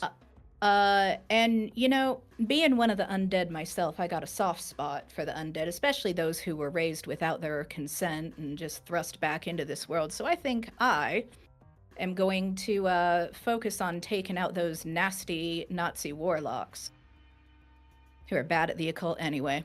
Mm-hmm. So yes, how much threat does each one have? The warlocks have 4. Okay. And then the Einherjar, which are the undead that have been raised, have a threat of 7. Okay. So with Deadeye Shot, I guess that's going to reduce the threat to 3 by default. Yep. Okay. And what are our objective points? You need an 8, and this has a challenge of 1. So one Okay. success that you use on an objective or the threat just doesn't count. The nice thing about the Deadeye Shot is that it just reduces threat regardless. Okay. So, yep, we're going to have Deadeye Shot handle that. We'll reduce that threat a little bit. I am going to go ahead and apply all of my points here actually to so three points, I guess, to knocking out the objective. So that means that we've taken care of the challenge rating and then an additional 2 points off of the objective itself. Okay. Yep. Cool. Well, I'll get y'all started from my sniper nest up there with my hunting rifle then. Cool. Sweet. So, yes, as you sort of are lifted into the air by Flint, you take your shots. You just fucking drill one of the Nazi warlocks straight through the head. He falls back, not even like just deathly silent, right? In these shots, and then the rest of your shots sort of ring out, smashing your way. You know, some of these like it's the classic just like sniper from a action movie thing where they're just like, where is it? What's going? You know, where's it coming from? And it's just as it flings through. Some of them like go through ridiculous like pots and shit. I'll say like some of it like is like ricochet shots and some amazing, you know, just incredible sniper gameplay. I don't know. Cool. Yes. And so the threat has been reduced. Yes, the threat of the warlocks has been reduced to a 3, and then the objective is reduced to a 6. And we will move on then. So, Flint, do you want to go next? Just since we're rolled into there, sort of objective wise. Flint says, this view is so lovely. And then is just going to land right next to one of the warlocks and say, hey, would you please open the door? And I am swinging the cross, trying to just beam this warlock through the door of the museum. Amazing. What was the +2 bonus for swing for the fences? Yeah. I feel like this is a swing for absolutely. The fences. That is going to be 4 successes. One of those is a crit. Okay. And how many did you roll? Just to double check. 6. Should be 7. Because you have 4 brawl, right? Yeah. So 4 brawl plus 1 for using the item. From the cross, plus 2. 2. Yeah, so you can add 1 more to that. Yeah, go ahead and roll 1 more there. Not a success. Okay, so how many successes? It was 4, and one of those was a crit. 1. So, okay. So I'm immediately going to take an additional 3 blood, too. Okay, yeah. Oh, yeah. You get your special radical, yeah. What would you like to assign your 3 successes then left over to? Yes. So it's still 4 successes. Do I have to assign the success to blood to get the 3 blood? I thought that was just... You use your 6, because it's a special, right? Oh, I see what you're saying. Yeah, so you use your 6 for the special. Yeah, so there's 3 left on the warlocks? Yes. Yeah, then I would say that I just,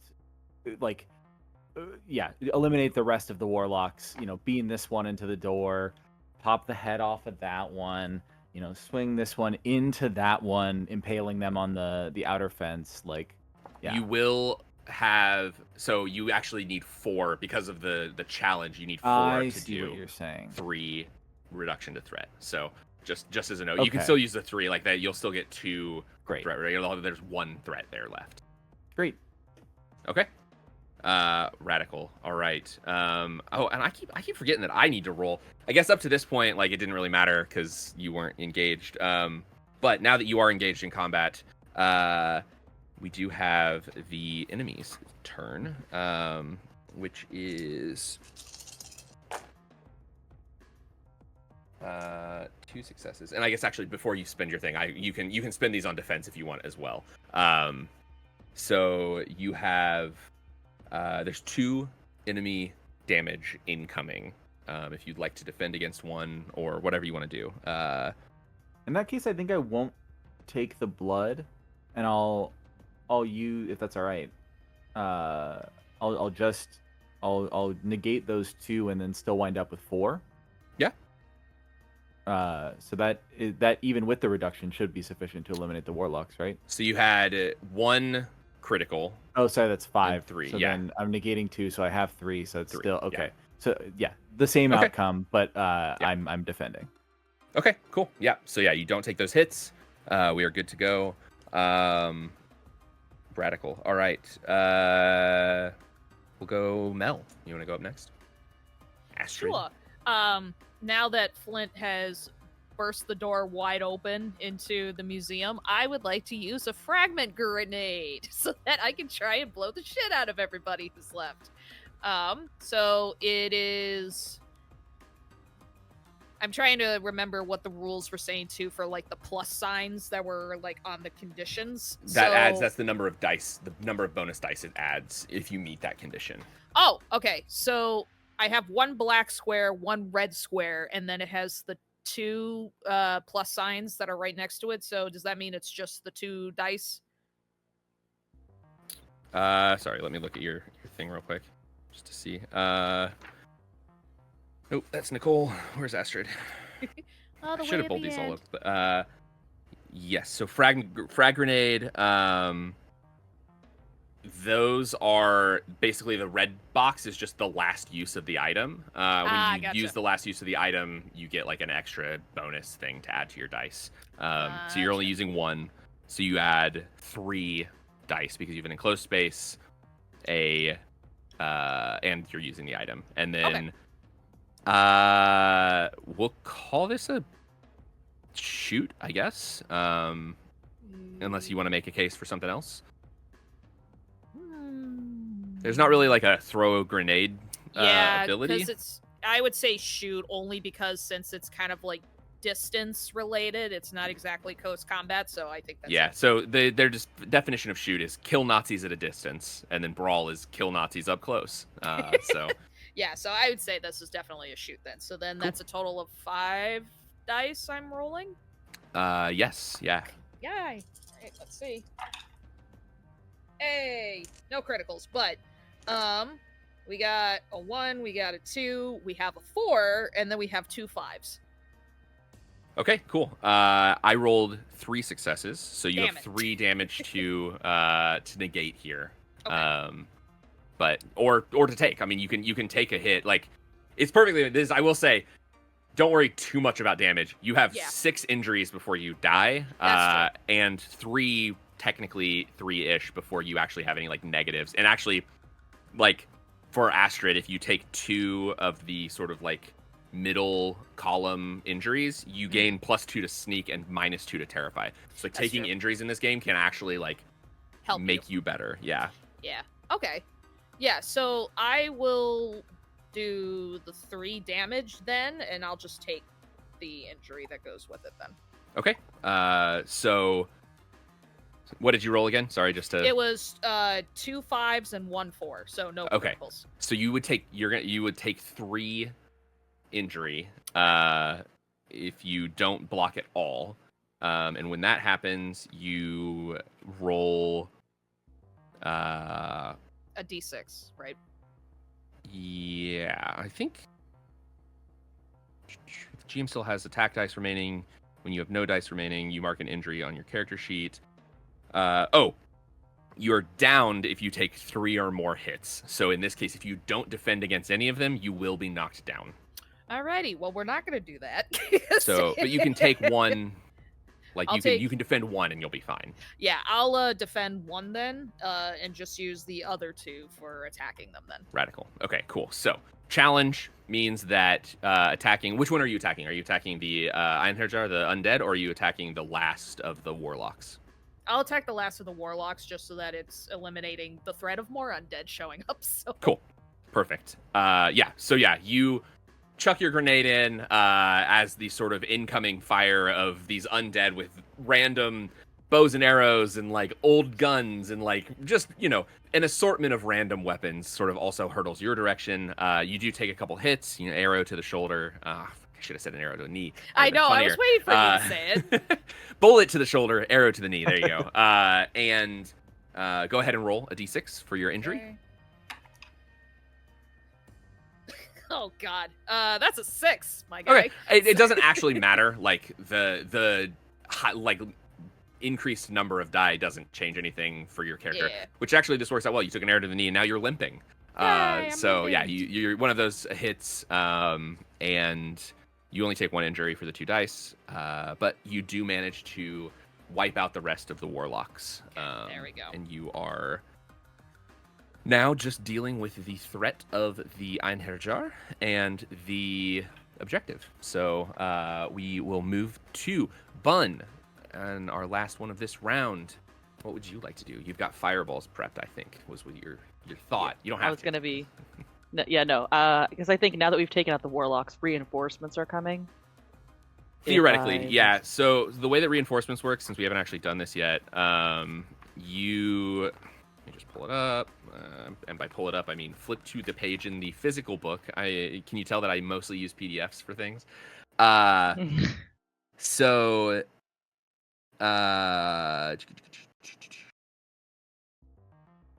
where is it? If the GM rolls 0 successes on their attack dice, increase the threat's attack by 1 once the player has resolved their action. The end of that round is a good moment to share whatever.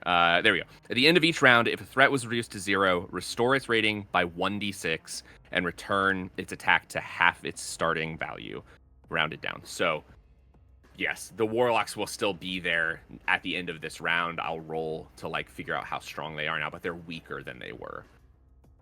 Okay. So I was gonna say, like, what Nicole's gonna probably be doing is, like, with everybody taking down the warlocks and stuff, it's like, oh, there's probably some more warlocks that are gonna, like, come in the other room, and she's gonna pinpoint, like, okay, I'm hearing stuff there, and she's gonna prep, like, the fire trap and everything, so this way when they come in, then it's just gonna explode them immediately. Yeah, cool. So, yeah, technically, so... Yeah, let's just go ahead and we'll do it that way. I like that. So go ahead and roll. I'll roll to see like what the reinforcements are. We'll basically say that you're like holding your action going into the next round of combat here. And then so the reinforcements will happen, and then you can take your action sort of on top of that, and you'll have another one after. Like, does that make sense? Yeah. Okay, so yeah, go ahead and just roll. So- You're doing. So no. Yeah. How many dice am I roll? So you are doing, we'll say probably a shoot because this is fireballs. So, whatever your shoot is, 4. so, yeah, 4. You are setting it as a trap. We'll call that a fire trap. So that's plus an additional 2. So then plus 1 for using fireballs. So you have 7 total. All right. Marshmallows! Woo! All right. So I got 2 crit successes and then 1 regular success. Okay, cool. 'Cause I think the three and below doesn't count, right? Right. Okay. Double check. Right, yeah. So 3 and below doesn't count. So yes. So, as the first wave of these warlocks fall, the secondary wave sort of rolls in. I rolled a 6 on that, which means that they're at a 6 threat. So they're even stronger. There's more now than there were, but it's fine. And their attack is 1, right? Because it would 1. be half Yes, rounded down. Yeah, half rounded down. So they get 1 die there. Yes. So they get 1 die, and then the extras for the Einherjar. I have to go back to that page. Cool.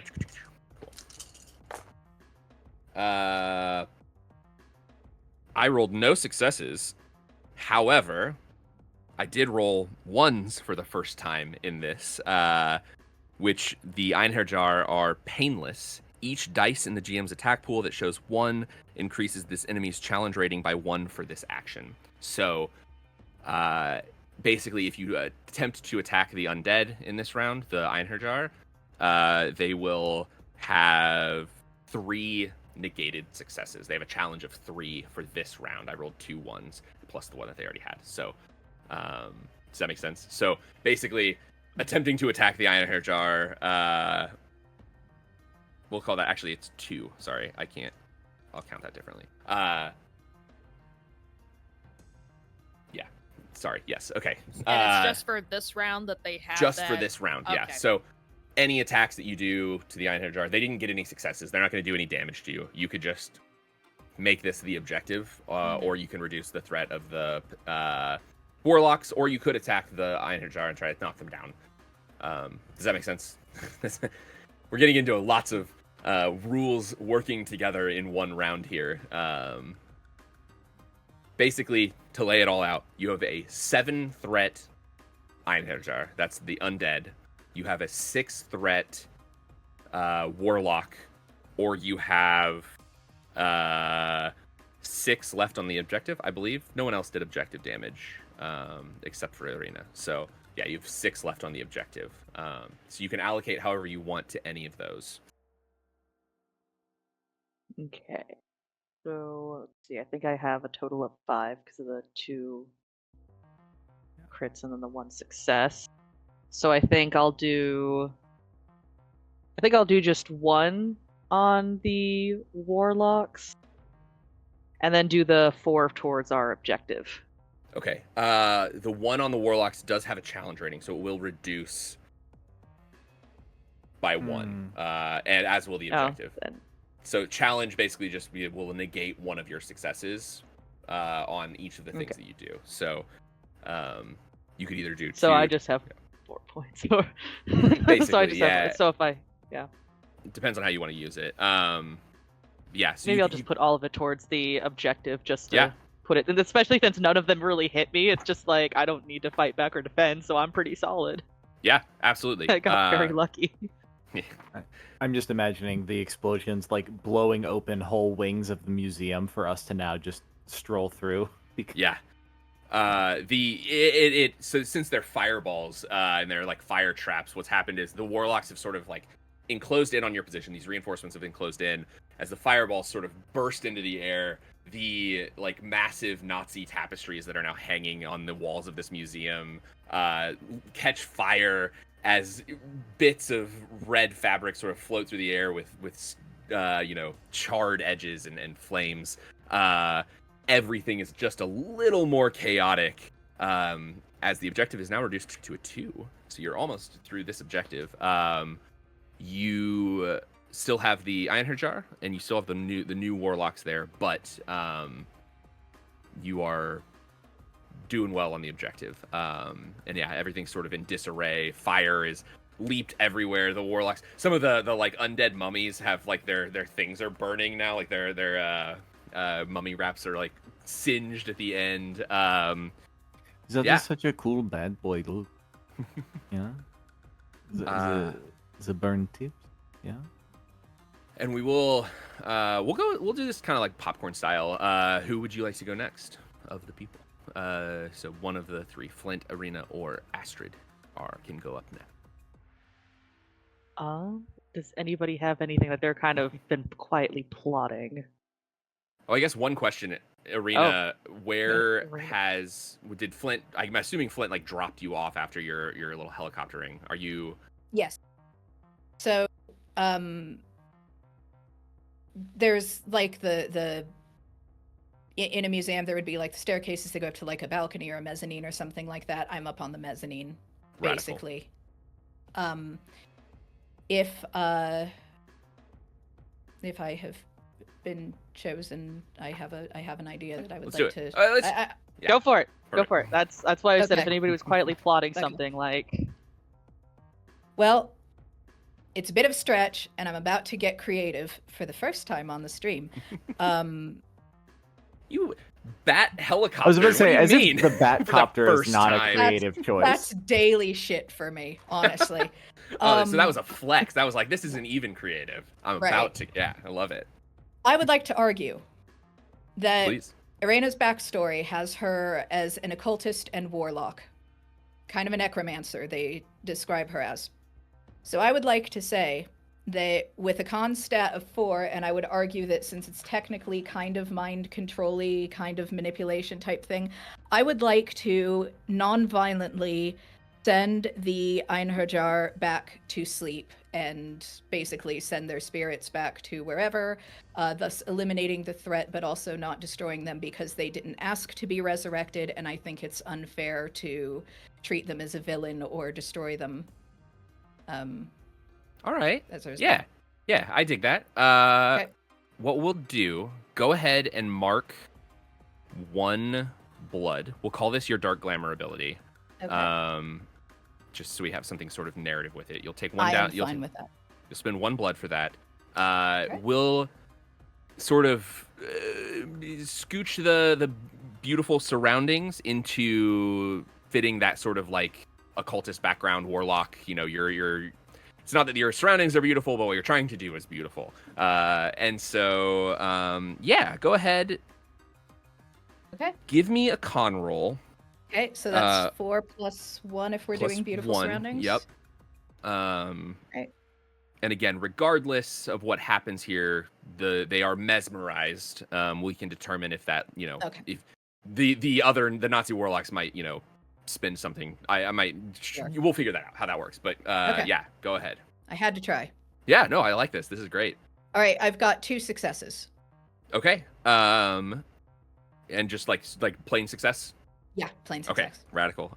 Sweet. So, with those, the Einherjar are sort of like paused for the moment. We'll see what happens depending on how the threat is. That means that there's. Oh, I rolled a 6. So there is 1 damage incoming here. Okay. But you have 2 successes to spend however you'd like. Okay. Either on objective, or you can also, I mean, this can be a, we could say, if you really want, like, you could try to, like, glamour the Einherjar into attacking, and we can make this, like, a sort of con-based attack roll as well, where you reduce the threat of the warlocks, whatever you want to do. Okay. You have 2 successes to spend. Okay. I was thinking, I will go ahead.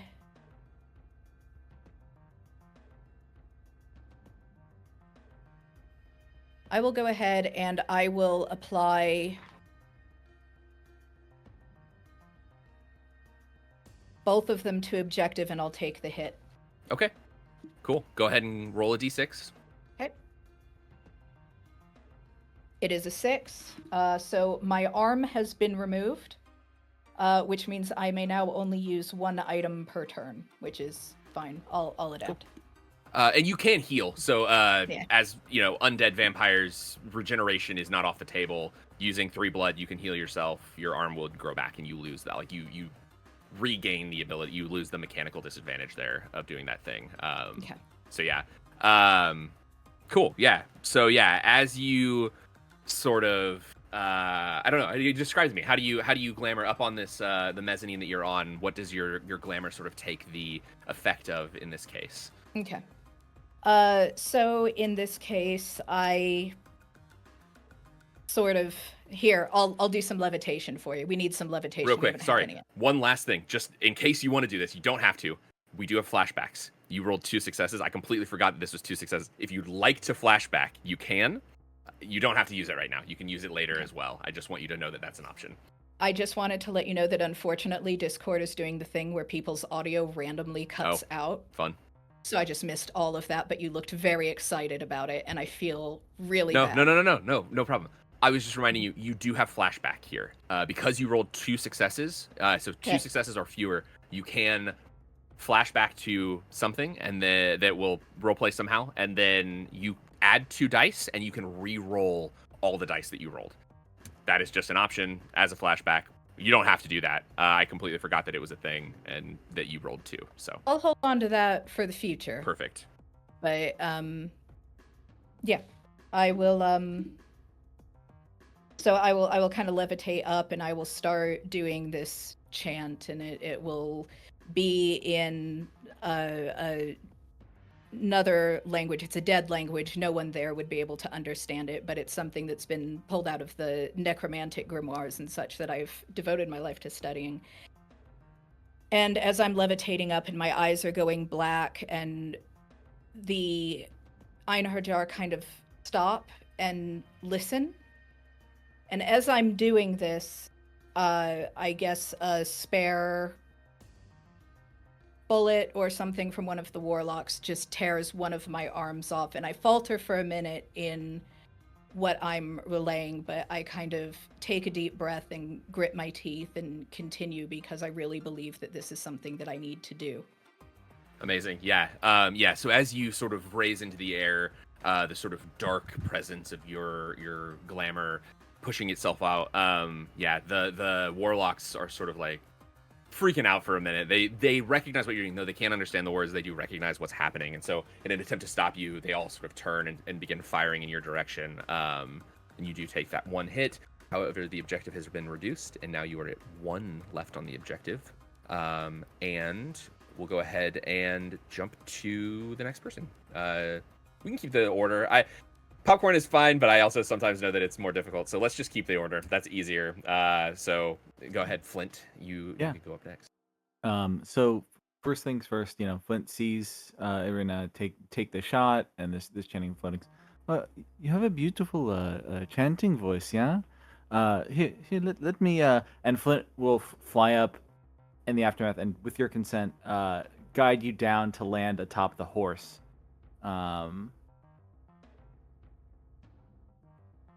Upon Napoleon's mighty steed. And then after that, I think Flint will fully just barrel into the museum and start like ripping weapons off of the wall, just like halberd, Nazi, spear, Nazi, cannonball, Nazi. Like, yeah. Incredible. So, yeah. So yes, Irina, you can have the horse at this point, the undead horse. Yay. So yeah, Flint flies up, seeing as you've sort of tamed the Einherjar for now. Yeah, we then will do this. I'll let you choose, Flint. Yes, 100% throw in fucking axes and shit however you want. You can either take the masterwork great bow and shoot that at one of them and use that as the item, or I really enjoy this, still functional, improbably loaded cannon. So if you would like to fire a cannon at the Nazis, that is something else that you can do. Can I? Okay, we're talking about let players embrace the chaos. Yeah. Can I make a because it's a character ability. I would use a blood on it. It's the improvised projectile. Can I throw the cannon at someone and then it goes off because like it had no business being loaded, but so I'm adding the yeah, absolutely you can. That's amazing. Yeah, so flying through the museum, just ripping shit off the walls, chucking it at people. We'll call that, I mean, I think that's a brawl, right? Like you're up, even though you're using ranged weapons, you're using them up close. I think that's how the improvised projectile is meant to be specifically. Yeah. That feels in line with me. Yeah. Wonderful. Yeah. So go ahead and spend your blood. We'll use that as a brawl. So yeah, go ahead and roll your brawl. And then what am I adding for the cannon? Oh man, see, okay. Technically the cannon is, if you're shooting it at an immobile target, you can add dice. But I feel like the creativity here I need to reward. So let's go ahead. You'll get 1 extra die for using the cannon. It has this 1 usage. Great. And then 3 extra die. We're gonna shuffle that immobile target into unsuspecting target. as you have thrown this at one Nazi and it fires into the guy next to him. So Great. that will be, I think, 8 dice total. Yes. Fucking wild. That is going to be 4 successes. Okay. So go ahead. Did you any criticals or anything? No. Yeah. Okay. So just I mean, I only need 2 on the objective, so Yep. I'm happy to take 2 blood back as I imagine this cannonball rockets Oop. right. Rockets right. You're good. Continue. You're Cool. fine. I think we're not on technical. Cool. Yeah, I think Luna's. Luna.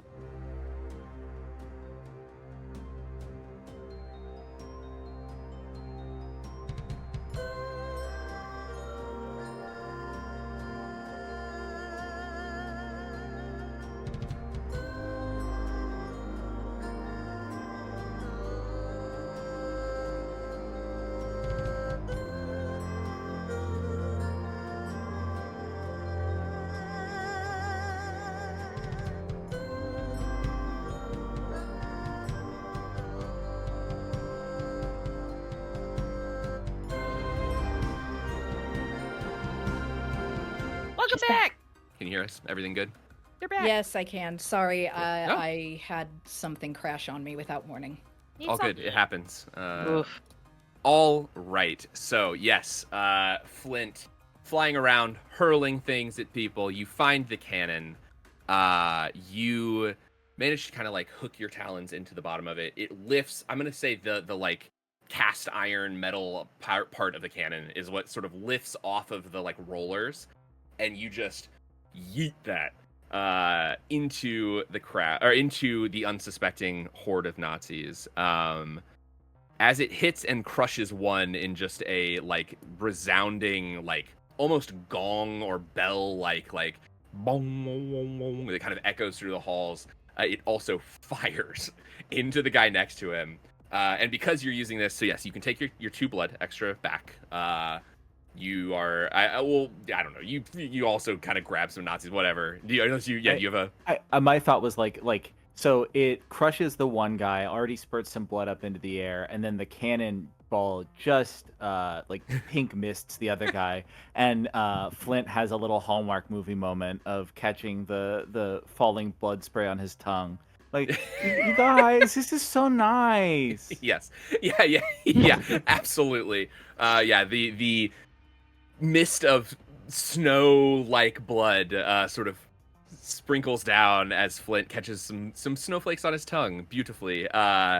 And yeah, so the cannon sort of like kicks back, and the ball goes one way, the cannon goes the other way, hits one of the Nazis into the wall over here, kind of like puts a hole in the wall with the legs of a Nazi hanging out of it. The other one just full pink mists, and then one fully crushed. And we are done with the objective. That is this objective finished. You do have a minute to loot if you'd like. So there is still a great bow that you could take. The cannon is spent. You have a horse. The horse has 2 uses. You also have the trample ability, which is adds an extra die when you use the horse if you're trampling something. You also potentially see so. I'll say what happens as this sort of like the objective ends. The warlocks sort of peace out. You have a moment to sort of collect yourselves here. You looking around, you find a great bow. Whoever would like that. Does somebody want the masterwork great bow? All right, hell yeah, Nicole Bunn, you get it. Has 3 uses and gets +2 if you use it silently. It's silent killer. Is its plus silent killer. If I could give some blood to Irina to heal, I think Flint goes and finds your arm and says, "It looks like you could use a hand." So if we could just nips his own wrist and helps to heal the arm. Thank you, darling. And I only need 1 blood from you, because I'll tell you what I can do is I'm sitting on the. I want you to picture this. I'm sitting on the back of the horse, looking very satisfied with myself, all covered in blood and gore, 1 arm gone while this is happening. And he comes over, gives me the blood. Thank you so much. And with my other hand, I reach in to my pocket and I pull out a cigarette taken from the pocket of a hanged man, which will allow me to regain 2 blood. So that's going to give me 3 blood, which I'm then going to use to heal that injury so that my arm regenerates. Or reattaches, I guess, because we've got it. Thank you for finding that for me. Not surprised. You know, I've got the nose for it, so. Amazing. Yes. All right. And then, as you're looking around, I'll say, Arena, since you did your little glamour, you see the rest of the Einherjar sort of go back. The horse is still, it's been raised, but like it's a horse. Like you're still riding it. It's still being used, so it's still around. However, you do notice one of the mummies is sort of lingering, and like the others have gone back to like the suits of armor go back to their stands, and like the mummies go and like lay in their crypts or whatever, and like but there's one that's sort of just still hanging around and just kind of looking at you, kind of like almost sheepishly, like, oh.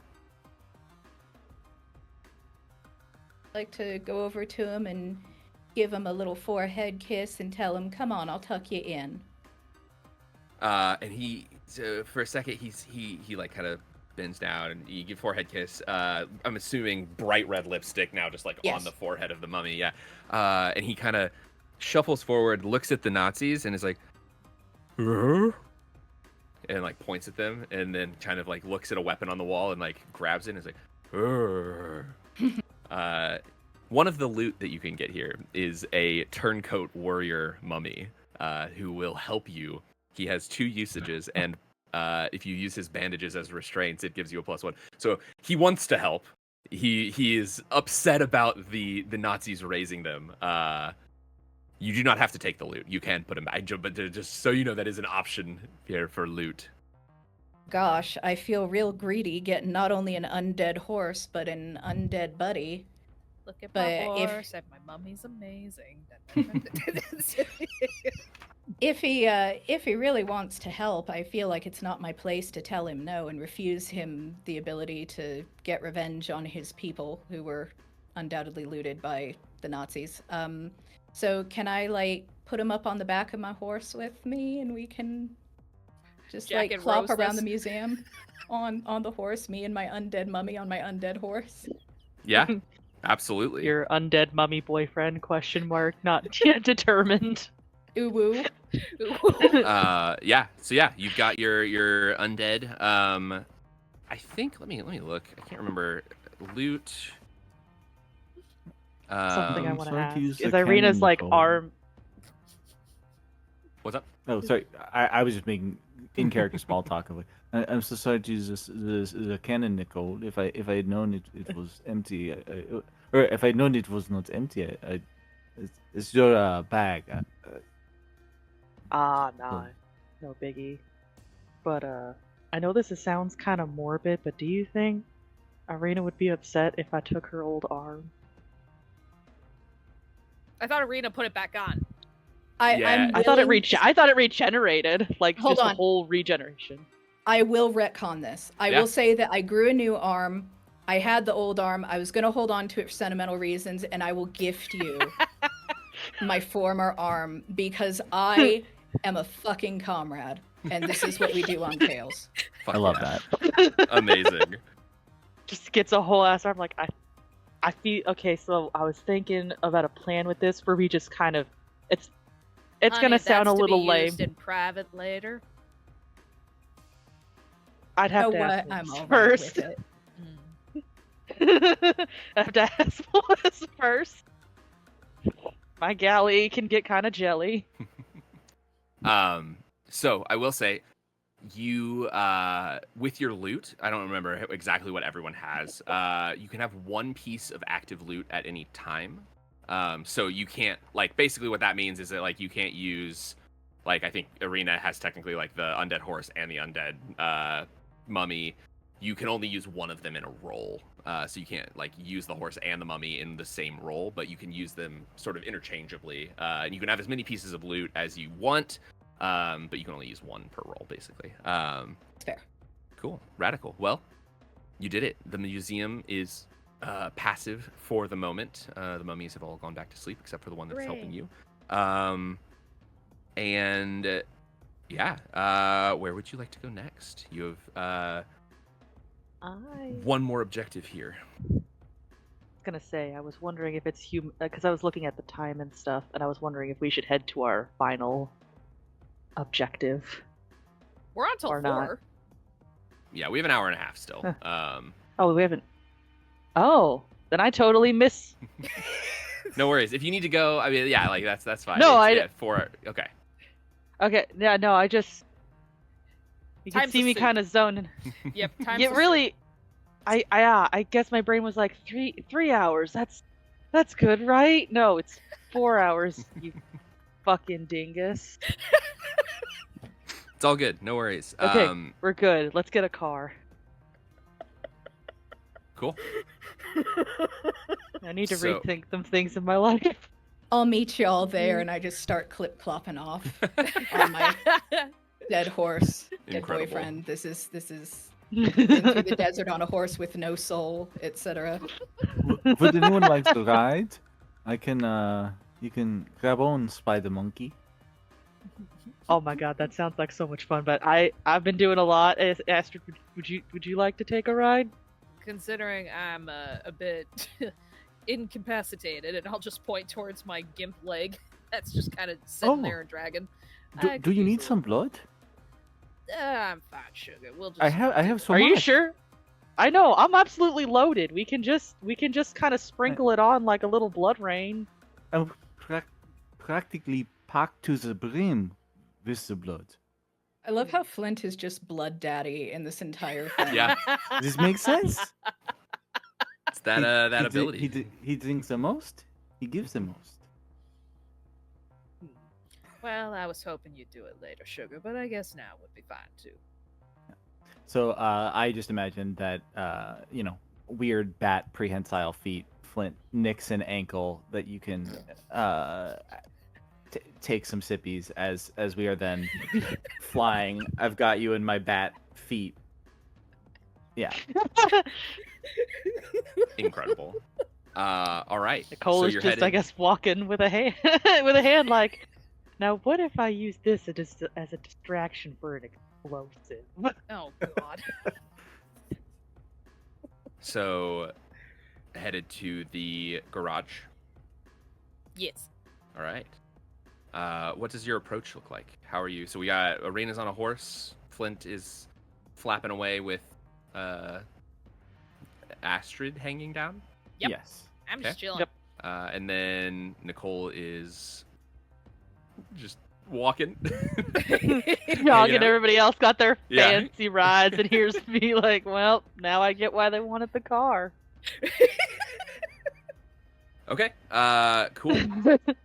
So, as you approach garage, your objective here is to steal something flashy and get the hell out of there.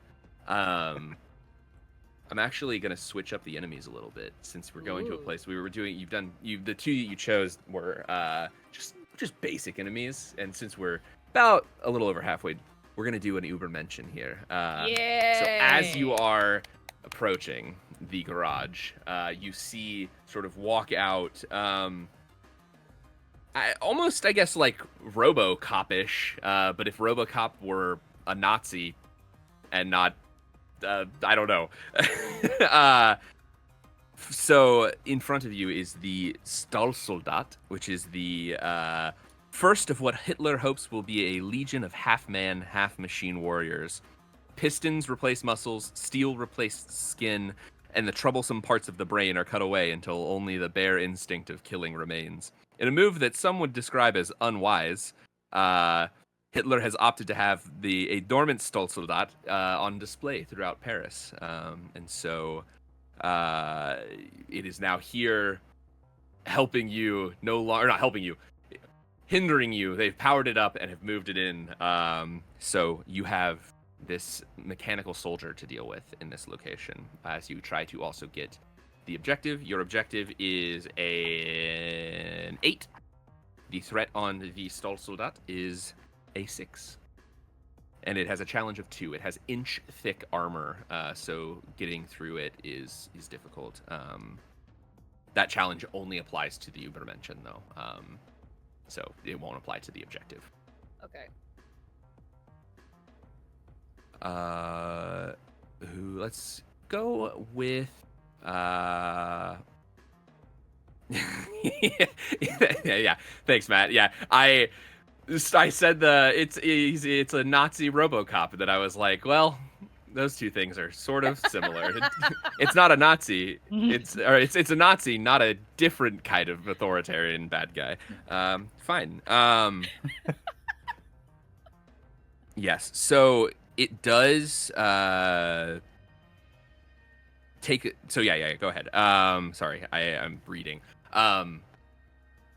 Yeah. As you approach, that is what's going on. Let's go ahead and say, I think let's do Astrid. You haven't gone first, so you sort of the one hanging from Flint. Flint is bleeding a little bit and flapping. You are the first to see the Stahlsoldat and the garage. I'll say, and the garage is like right just next door to the fucking museum. It's the parking garage for the museum. All right. One question I do have is, is there any wildlife around here around the museum? I don't know. Is there? What are you looking for? What's your? I'm looking, considering that we're in Paris, I am looking for all of the rats that I could possibly think of. And since it is a very bustling city with a lot of trash outside and, bodies, I'm guessing, everywhere, the rats are going to be very fat and very happy. So I personally, seeing this like conglomerate of like metal and weaponry and God knows what else, I want to see if my spirit fetters would be able to do anything about it. So we're gonna go a very like magic-y sort of route, at least for Astrid, and see if it could cause a distraction at least a little bit or throw it off. Yeah. So I imagine spirit fetters are like probably like handcuffs, kind of like a spiritual, like fetters are like a, right? Like I'm using that word correctly, fetters. Are you Googling it? Yeah, it's a restraint. Restraint so severe that freedom to move or progress is almost lost. Ooh, woo. Ooh, woo. So yeah, And some shibari up on the stream. Yeah, some with rat-based some shibaris. rat shibari. Yeah, hell yeah. Wouldn't be a pride stream if we didn't have that. Yeah. Okay. So yeah, let's call that. I don't know. You're calling upon the spirit fetters, I guess. The only thing I could think of is terrify, just because it's not necessarily a brawl or anything else along those lines. Sure. We'll call it a terrify specifically because this is like the robot with its brain cut away probably isn't like super prepared for spirits and rats to be like leaping out at it as it was thinking it was about to fight vampires. So yeah, sure. We'll call it terrify. We'll go for that. So right. 4 and then 3, so I get 7. plus 1 for using your spirit fetters. So it's 8. I get actually. 8! Yay! Okay. Watch me do all the rolls like I do in Vengalia, where it's... Don't give me that look. Why? Go ahead. No, you're good. It's a good thing I don't have critical hits. This is Vengalia all over again. Anyway. Alright, let's see. We got 1, 2, 3. 3 successes out of 8. Okay. So, any 6s? Any criticals there? No. Okay. Well, I rolled 4 dice for the attack of this guy. I rolled 3 6s and a 5. So luckily that's just maybe 4... I'll just do my last stand now. Just take me away. No, you're fine. You're fine. I don't know. Maybe you could do the flashback. I mean, would it be okay to do the flashback considering like less than half of stuff was yeah, successful? fuck it. We're running this as kind of a fun way to showcase the system. If you'd like to use your flashback, we'll call that a potential there. Okay. Do you want to do that? What's the flashback again? Flashback basically will let you add 2 dice and Okay. roll all of them again, and you take whatever that second roll is. I'm gonna Um, do that immediately because cool, this so- ain't doing that hot. The way that it works is a little bit of a roleplay thing. I need you to roll me a d6. Okay. That's a 4. Okay. So go ahead then and roll me another d6. That's a 2. Cool. So you just have to answer this question as your character. Go ahead. One more d6, and we'll go from this. I don't like where this is going. I would laugh if you rolled A 3. Okay. Aw. So Why are you laughing at my misery, bud? The fuck? No, because it'd be kind of funny. Because it'd be 4, 2, and then 1. You'd be like, Okay. No, give me a perception check. yeah. God damn it, no! So the way that the flashback works is you rolled for context. That was your 4. The Okay. context is extracting a spy from behind enemy lines, and then you also rolled the question, which is who, and then your third roll was the character. You rolled your 3. I had assigned a 3 to Nicole/Bun. So your context is extracting a spy from behind enemy lines, and the question is, you recruited Nicole for Fang. What did it take to get them on board? Well, anything aside from an unlimited supply of firepower didn't really seem to convince her all too much. And I don't mean in the bedroom either. Amazing. Hell yeah. So we will yeah, so we'll say Nicole was a resistance fighter behind enemy lines. You as Astrid were dropped in to sort of extract this spy from behind enemy lines. So we flash back for a moment to your chance meeting as you are trying to bring this spy out from behind enemy lines. Not a lot of support, not a lot of Fang is not a suicide mission, but it's definitely up there for like your Inglorious Bastardsing it a little Yeah. bit. So we'll do. You can do a quick role play if you want of meeting Astrid for the first time. As you're trying to get the spy out, into the Resistance headquarters. You're near the Resistance headquarters that Nicole is at. How do you recruit them for your cause? I'm thinking that it's probably like a pinned situation, like where Astrid and Nicole both kind of got caught in the midst of like either a third party or just getting in the middle of a firefight. And it's just one of those, hey, how about we make a deal scenario? So Astrid kind of looks over at Nicole. Well, it seems like either one of us may not get out of this. So how about we partner up, at least for right now? yeah, I can work with that for now. I can work with that for now. I seem to have noticed you seem to like a bit of a punch, for lack of a better word. Aside from, wanting to just end it all at the end of all this when 2 of us get out and you decide to betray me. I could see if I could talk to my higher-ups and see if we can get you more access to all that. Look, I only got the bomb strapped to me just as a precaution. Not because I really want to just go in and just blast myself to smithereens. Well, you join Fang, you can certainly do that to a bunch of others.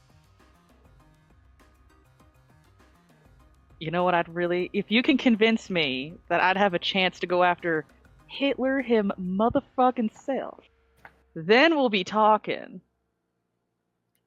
Well, you didn't hear it from me, sugar, but that's probably on the docket sooner rather than later.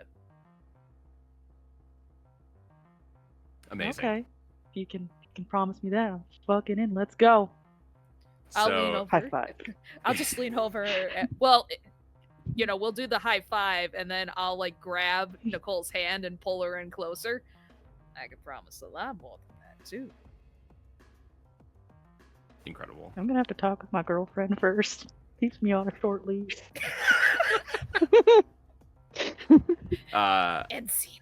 Yeah, amazing, cool. Yes. So as we pull out of the scene with blaze of glory, getting the spy Nicole and Astrid out of enemy lines, the sort of reminder of your friendship and what you had promised here, that you would get Nicole to potentially be able to kill Hitler, has spurred you forward. Add 2 dice to your pool, and let's roll them Yay. again.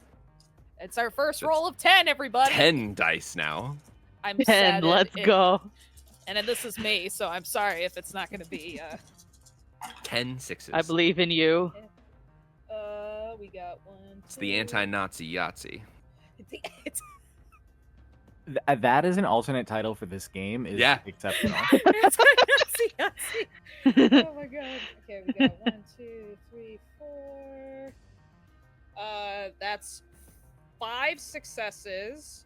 Out of those 5, 2 of them are crits. Fuck yeah. All right. Well, that's way better than Yay!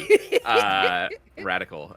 Still wild that you rolled 50% success. But Conlon, this is me. I guess I it's, don't do you know well what? past- 50-50 is actually like right on par. And also a good- Especially since it's the two of us. Yeah, 50-50. Okay. So you still there are still 4 incoming damage Okay. that the enemy has. Okay. However, you now have a lot more to spend. So you can assign this however you want. What do you want to do? Okay, so I had 2. Sorry, it was 5. 2 of those were crits. 3 of those are successes. So that's 3 plus 2 plus 2. So that's 7. What was the objective rating for this one again? So the objective rating for the garage is a 8. Okay. The threat rating for the Stahlsoldat is a 6, and it has a challenge of 2. And there's a challenge of 2. Okay. And since I got a crit, I could use a special. Yep, and you are using your spirit fetters, so Mhm. those are in. You can include that in whatever Okay. happens. I would say. Ooh. I think I'm going to use one of the crits to do the unnatural endurance, and I'll tie that in with the spirit fetters, where because the rats are immobilizing it, it will reduce the attack dice by 3. Yeah. So that'll be it for one of the crits. The other crit, this is more of a technicality question. Are you able to use more than one ability at the same round? Yeah, absolutely. As long as you if you have the dice to spend, you can do multiple specials. Yeah. Okay. So then that's 1 crit left and then 3 left.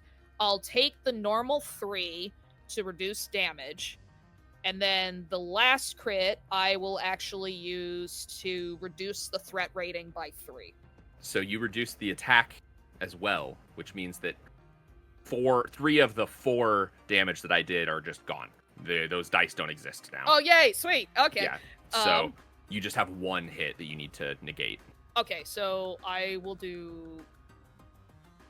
I'll take the 1 hit. The 3 that are left over, so both of my crits are gone, the 3 are left. I will put those towards the objective of getting into the garage, and then that's it. Okay.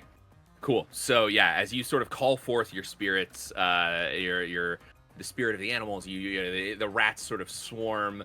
You see as they start crawling all over the Stahlsoldat, they start chewing through some of the wires and stuff that connect things, and different pieces of the system sort of fall apart. The guns stop working. The giant claws, some of them kind of cramp in on itself, so it only has a couple claws left. You also, it sort of locks it down. It can't move as well. The threat and the attack have both been reduced. It does manage to get a couple shots off. One of them kind of whinges you. So go ahead and roll me a injury. Injury. That's a 2. Okay, so that's your spirits cowed. Using the spirits and taking damage at the same time, you have to open yourself up to these spirits. Then you are sort of connected to them. That damage then sort of twinges a little bit into the spirit realm. Nothing happens, but Okay. you have an injury marked as Spirit's Cowed. If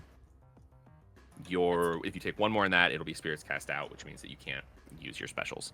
But that's it for me. Yeah, cool. Wonderful. Yeah, so we have used 3 on the objective.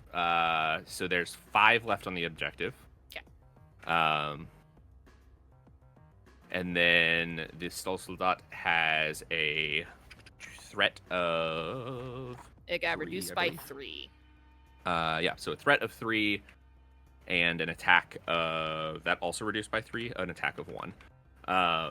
So it is not looking good. And so I will say also in that time, like, yeah, you managed to, like, kind of clear a path for you to get into the garage. And you also notice some of the cars that are in the garage at this point. We'll go ahead and jump to... We'll do Bun/Nicole. What are you doing? Oh, I was thinking it was gonna be Flint since they flew in together. That's true. It doesn't matter to me. Whoever wants to go. I have an idea, but also if you have an idea, you are welcome to go first. No, you go first. I'm still trying to figure out what to do. Like I'm just looking at Okay. stuff like, okay, I can reduce this to a challenge rating 0. I get 3 blood. Would you like me to not try to kill the Ubermensch then? Keep him on his last legs. Okay. So Flint, having now, I'm presuming, deposited Astrid on the ground, flies up, grappling hook in one hand, and says, "That hunk of metal looks like a wrecking ball." I'm gonna try to basically drag the Ubermensch through the garage to just like blow doors open, lay out rubble. I'm going to take a bonus because this is in the air, so I'm getting the wings aerial combat bonus, and I'm also getting. I will make this attack from more than 3 stories up to get the more than 3 stories bonus from the grappling hook. So let's see, that's 4, 5 plus. Would you say this is shoot or brawl? We'll call this shoot since it is a ranged attack. Yeah. Sure. That is 4 successes, and one of those is a crit. Okay. I did roll a 1 hit with his 1 attack. It did actually roll a 5. So you do have 1 damage incoming that you can deflect. But otherwise, however you'd like to. Well, so that's great. I have 5. I will deflect the 1 with 4, and then he's got a challenge of 2 that I will overcome with the remaining 2, leaving him at 1 threat left. Tee him up for Nicole. Alrighty. Yeah. Sweet. Yes. So he has been reduced to 1. You see it kind of like sparking and like not doing great, right? Is it kind of like radical? All right. We are on then to Nicole. Alright, so I'm finally gonna be coming running in, just like wondering, it's like, where's Serena? I thought she'd be here before us. Just taking the scenic route. So Arena's first just thing, setting I'm up an amazing charge like moment, and you can get ready. Right. I'm just like, kind of, so I take Irina's hand and I'm just like kind of aiming like with it so that I can get a better lock on the Ubermensch. And then I am going to be pulling out my Panzerfaust. All right. Pulling that sucker up, using the hand to kind of help me with navigating this big armor-destroying gun, so this way I can just like hold it as I would Old Reliable or Old Faithful. So you just see 3 Amazing. hands on this gun. So you just see 3 hands on this gun all holding it, and it's like, bye-bye, Uber bitch. Amazing. Yeah. Fucking let's so you Panzerfaust, it is an armored target. So you get the +3, I think, from that. So this will be a shoot. So 4 + 4 to use your Panzerfaust with it. So you have 8 dice to roll. Alrighty. And here we go. Oh, this is a good. So I have what? Well, semi. It's half, but it's like. So here's the crazy thing: is I have 4 successes. 3 of them are crits. Damn. All right. So as we know, Wild. the the Uber mention is going down, and I'm getting 3. I'm going to get my 3 blood from turning that to a 0. From turning that to a threat level 0. So that's 3 blood for me. And I think I will use one of my crits to scavenge for another stick of dynamite. If if I can do that. Yeah. Okay. And so then I'll put. you Yeah, have let's. So much going on. challenge of 2 to beat. So that there's 2 successes are reduced there. So that would be one of your crits basically. And then 1 damage, right? That's what you want to do? Yeah. Okay. Yes. Radical. So yeah, it is reduced to 0. And then you have 2 crits left, I think. Yeah, 2 crits Okay, left. cool. I'm So I'm yeah. like holding it on my fingers to make sure that I'm like using. Like, okay. Cool. And then yeah, go ahead and roll a d6. So the way that your whatever it is, scavenge works is that you roll a d6 and whatever number comes up, that's what thing you like loot another use of.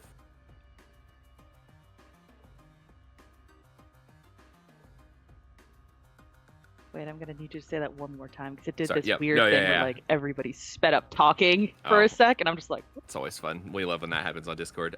You'll roll a d6. So the way that your scavenger special works is you use your special die, you roll a d6. Whatever you roll is what you get back. So there's little numbers next to your Oh, equipment okay. up top. Whatever you roll there is what you retrieve. all right.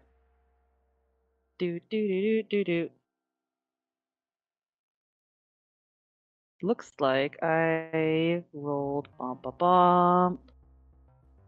I get another use of my cut down Lee Enfield rifle, There you go. Cool. Yeah. So or I get found more bullets. Damn it. yeah. I'll get one day. And then I think I still have 1 crit. Could I put that towards the objective or? Yeah. All right. Cool. All right. There is 3 left on the objective, and we're up to arena. For now, I will say the Stolsoldat is defeated, though it does have it is the only Übermenschen that has reinforcement statistics, so it could come back. So yeah, arena, what are we doing? Hmm. And I will remind you, your objective here is steal something flashy and get the hell out of there. So Fair however enough. you'd like to do that.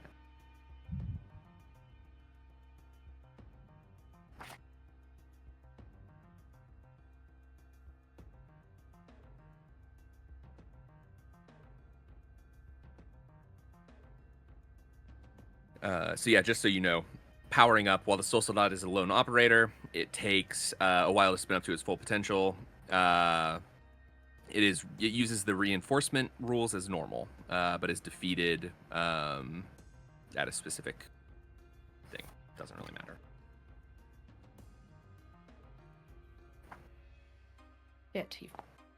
I'm looking at like everything that I have, and I'm like, okay, what's conducive to stealing a car? And I mean, technically everything, if you really put your mind to it, but now I'm on the spot with it. So here's a question. Yeah. Turncoat Mummy has an ability called Bandage Restraints, or not an ability. It has a plus thing called Bandage Restraints.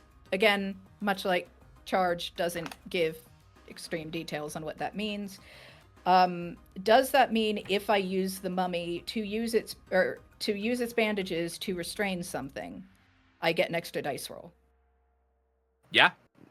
Okay. Yeah, if you can make what you're doing fit bandage restraints somehow, yeah, we absolutely that adds. Okay. And since I am quote unquote commanding said boyfriend mummy and something all relationships just really are one long running con, I am going to then use con. My stat is 4 on that. I'm going to direct said turncoat mummy boyfriend, which is his new item name, to use his bandages to kind of just keep the body of the Ubermensch in place, because I hear it kind of still going ping, ping, ping, ping, and I have a bad feeling, shall we say. Which is going to give me 5 dice. Only used, yes, that technically correct. Yeah. Hell yeah. So that actually, yeah, you'll have 6 I dice think for that. it's Oh shit, really? Because you're using the bandage restraints and you're using the mummy. The mummy counts as like a Oh. loot item. So that's 2 for that, and then 4 for your con. Yeah, so you're like turning on the charm to get the mummy to sort of like restrain down the Übermenschen Stahlsoldat. Yeah, so go ahead and roll. There's no Okay. threat left on the Übermenschen right now, so this will all be just an objective, like you or blood or like whatever thing you want to do with it. Okay, so I've got 2 crits and 2 regular successes. Oh hell yeah! All right, well, fucking. So how much do we have left on the how much do we have left on the objective? 3 3 left on the objective. Not anymore. I'm using one of my crits and one of my regulars. Knock All that right. out. Cool. And then you've another crit and another success. Yes. That you could use to gain blood, or you could use one of your specials if there's something you want to do.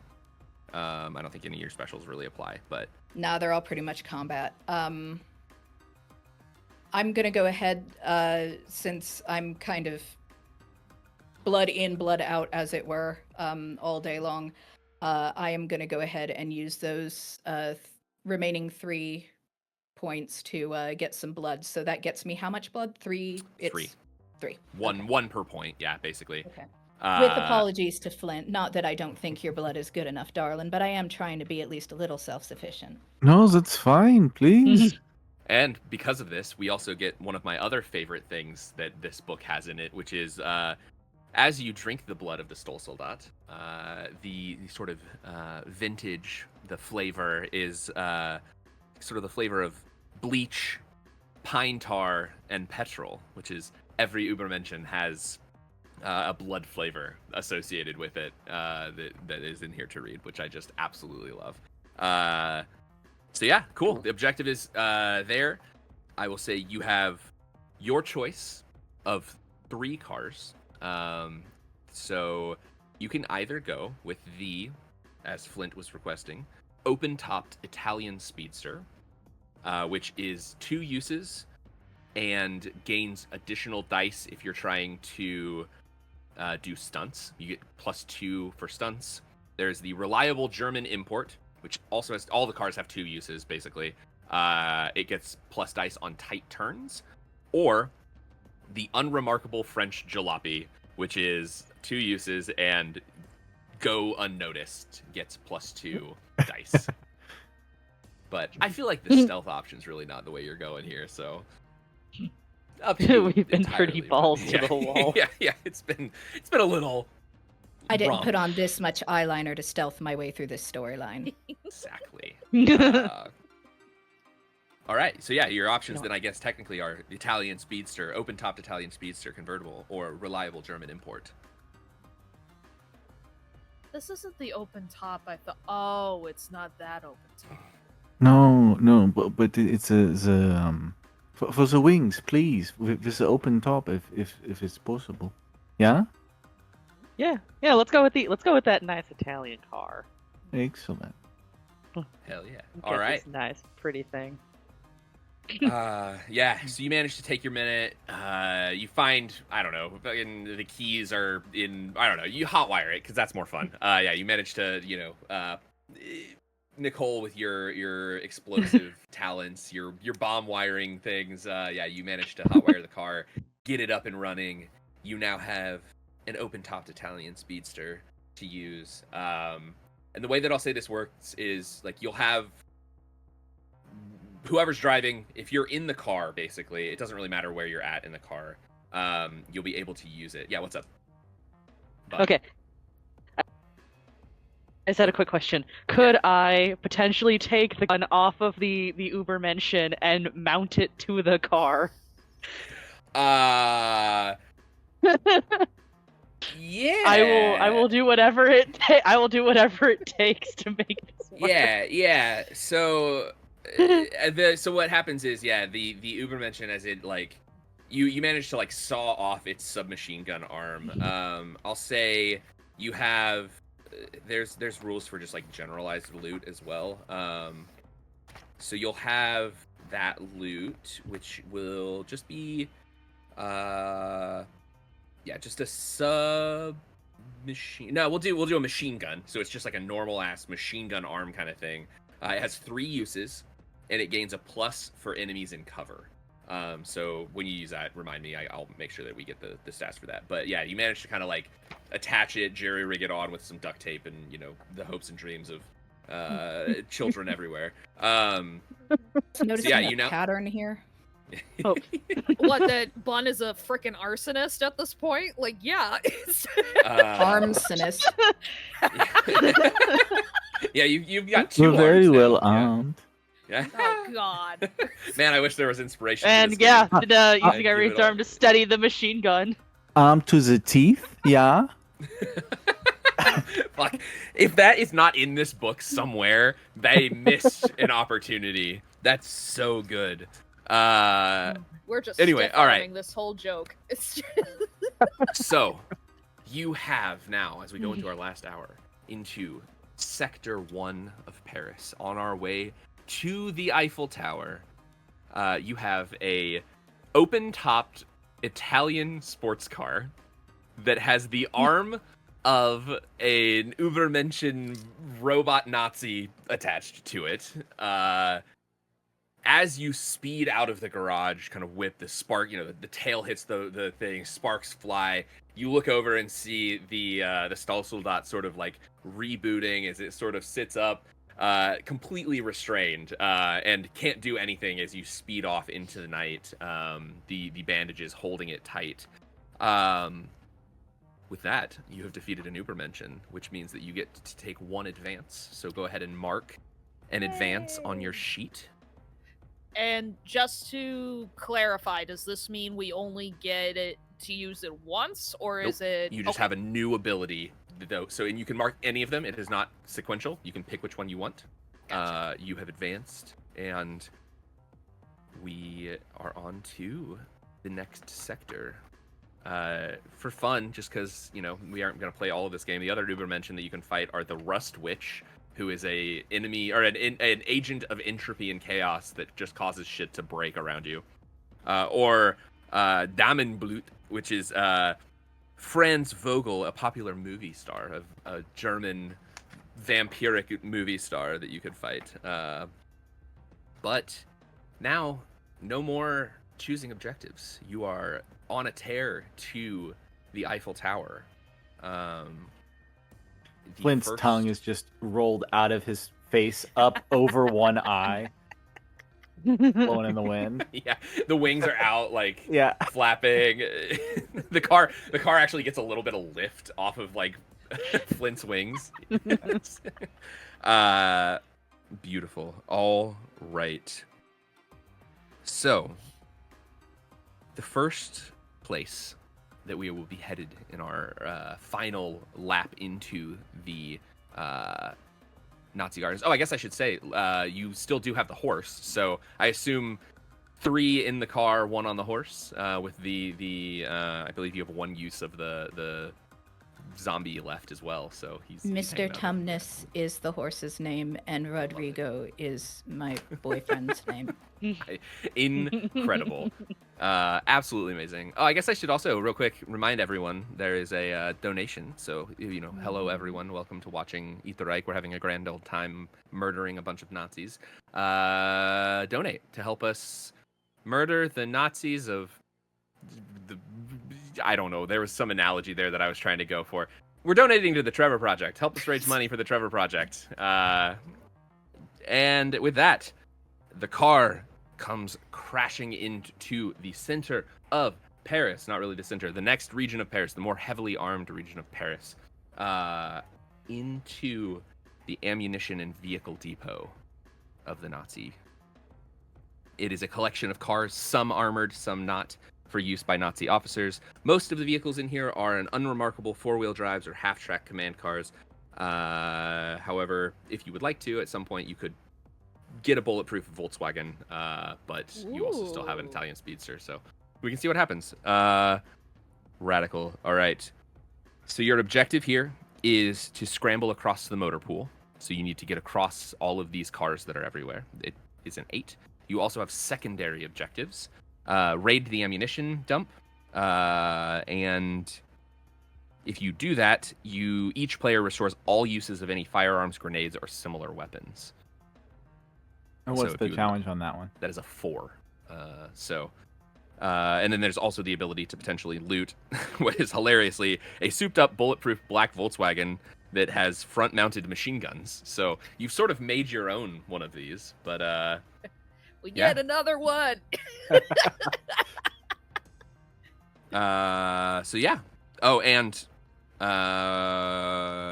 you see outside an infantry squad and a motorcycle squad sort of driving around the place. And I assume, I mean, you're on a fucking sports car, Italian sports car. Like, I assume we're going in guns blazing, so they Oh, are yeah. ready for you.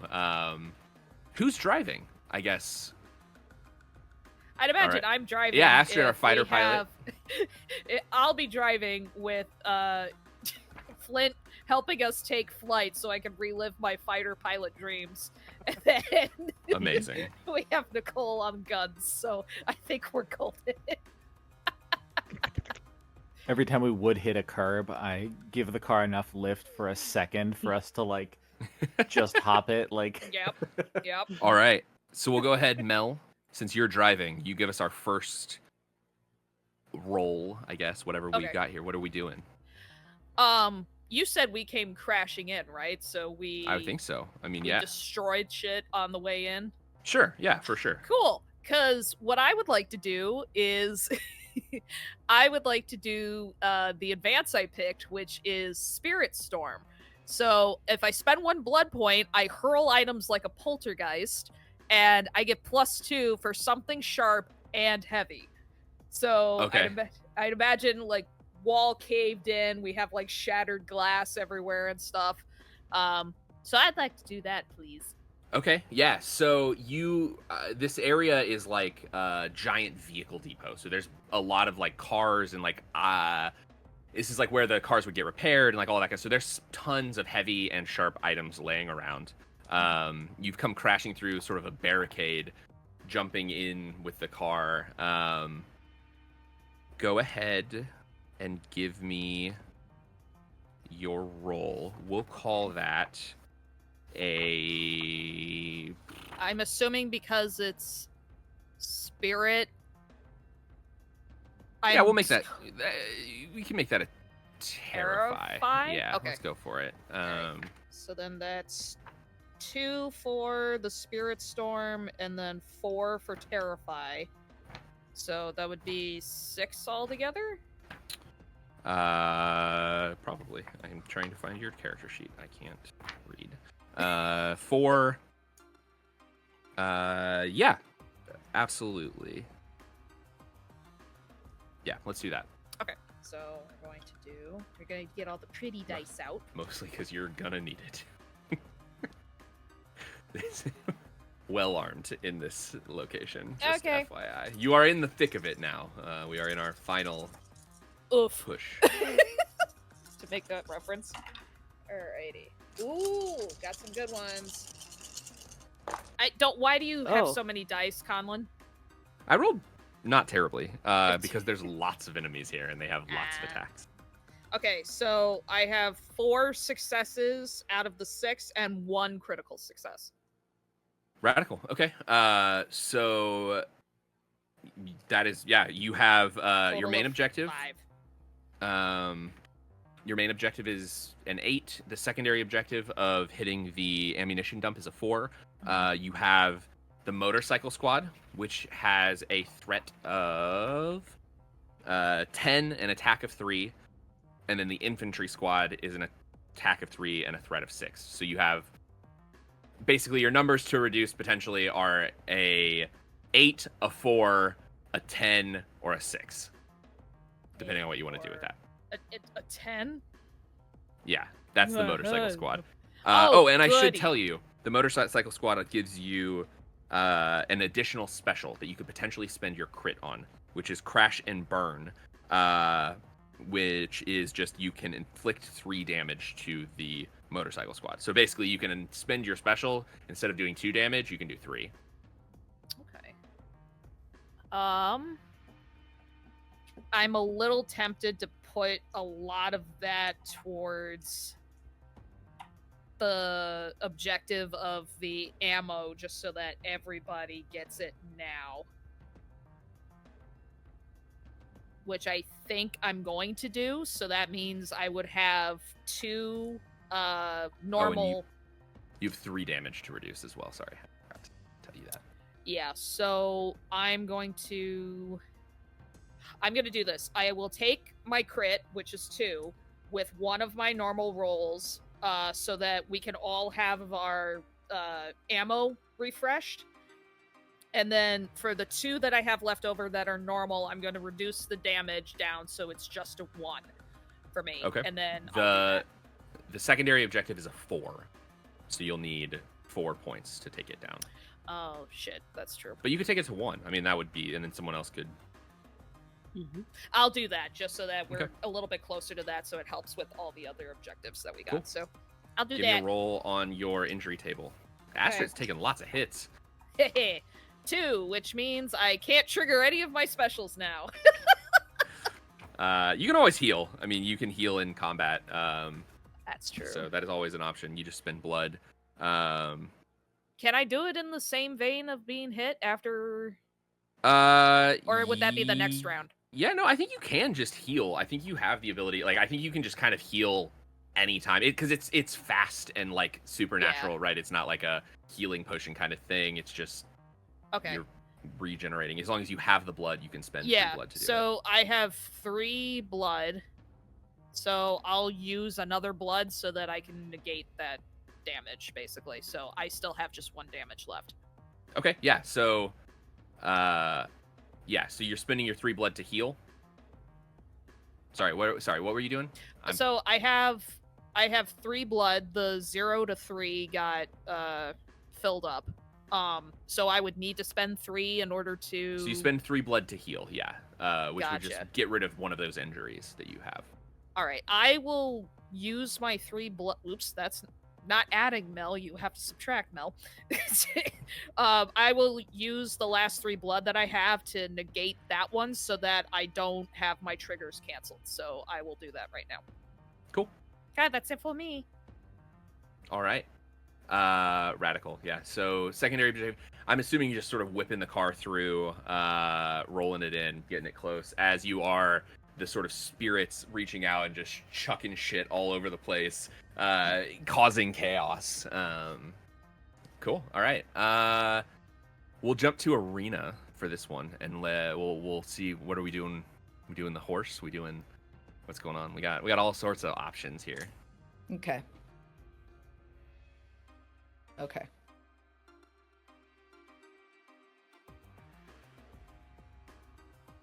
Riddle me this. I come in. Look on everybody's face. I'm sorry, that caught me off guard. I'm galloping in on Mr. Tumnus. Okay. I have Rodrigo clinging on to me from the back. I'm not using him. I'm using the horse. The horse is the item, the weapon, the equipment that I choose to use. Rodrigo's clinging to me and going "Urgh," the entire time, or whatever mummy noise he makes. And if he could actually form regular words, I'm pretty sure it would be like "watch out for the curb" or something like that. He's backseat driving. Charges into. That's okay. I don't actually have a driver's license in real life, so I mean it's understood and horsing. probably a good thing. Yes.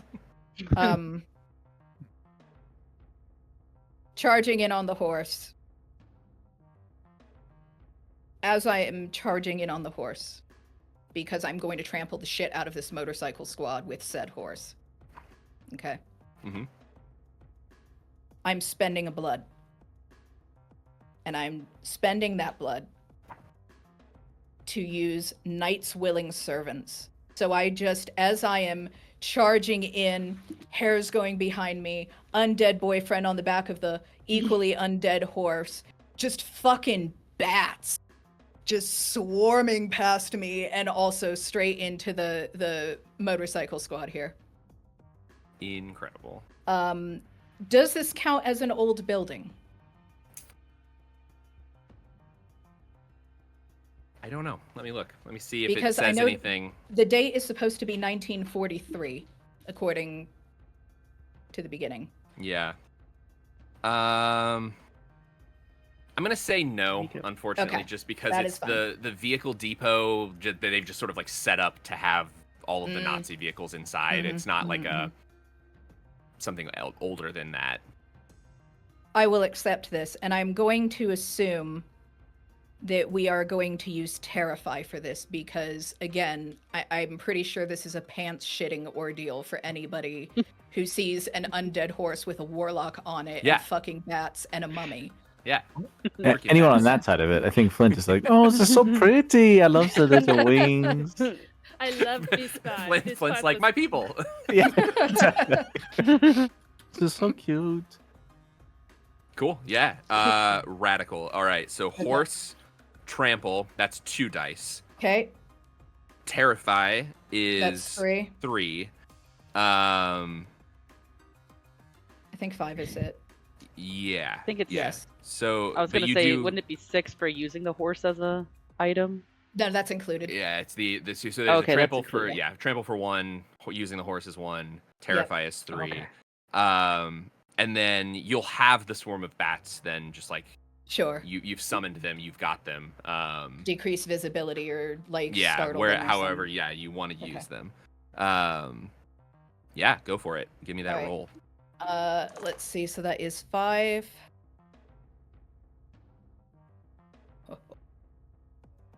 Hello. I have 2 regular successes. I have 1 critical success. I'm using one of my regular successes to finish off that secondary objective that had Cool. the 1 point left. So there you go, comrades. Enjoy all Thank your you. cool shit. Dynamite! I just imagine the bats flying in, and all of a sudden people have like dynamite and ammo in their hands. The bats in a very like comical like mosquitoes eating somebody in like a cartoon. They like swarm in. There's just like a cloud of shit, and then like the ammunition depot bit is just gone. It's just like the bones of boxes, and then all the ammo is on you guys. This is what Amazon wish they could do with their drones. Instead, Yeah. we Right. have bats for it. And just to tell you, I did roll 4 damage. So Fuck it. We're having a good time. Well,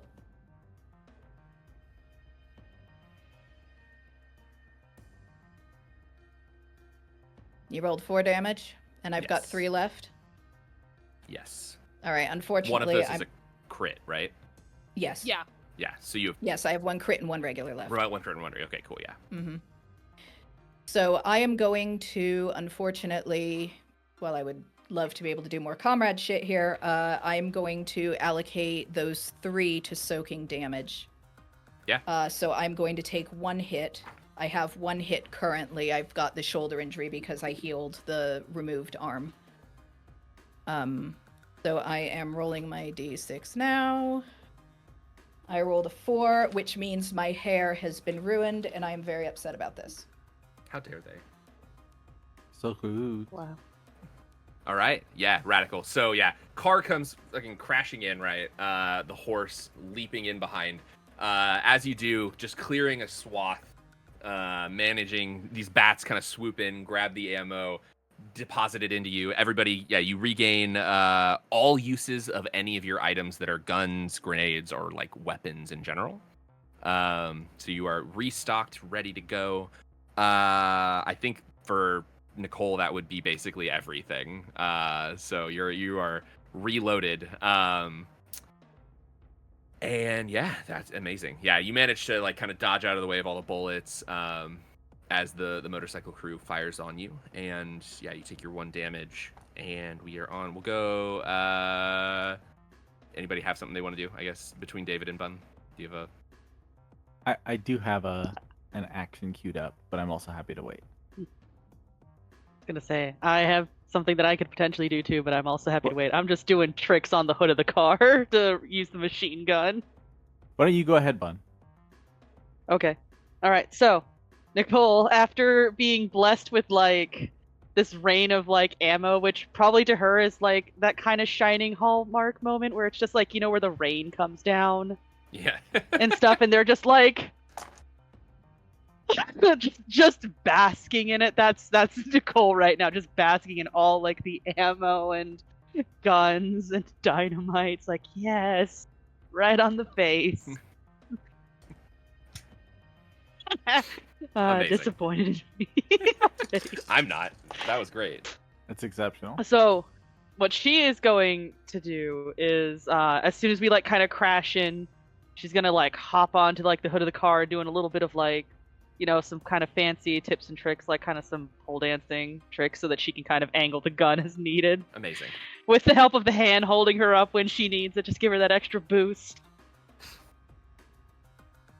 I'm gonna use that hand. I was gifted it, and it will be used. I love it. And I am going to be targeting little bitch boys that are trying to take cover and hide. Yep. Trying to get the best out of my bonuses, Yeah. as so you can tell. The motorcycle crew, it very specifically says in here, is speeding between cover as they're like firing at you. So you absolutely, if you're firing at them, can use your additional there. So yeah, that'll give you +2 dice with the machine gun for enemies behind cover. Okay, so that's gonna be. And it's shoot. So I think that's your 4, right? You have a 4 in shoot. We may have lost Bun.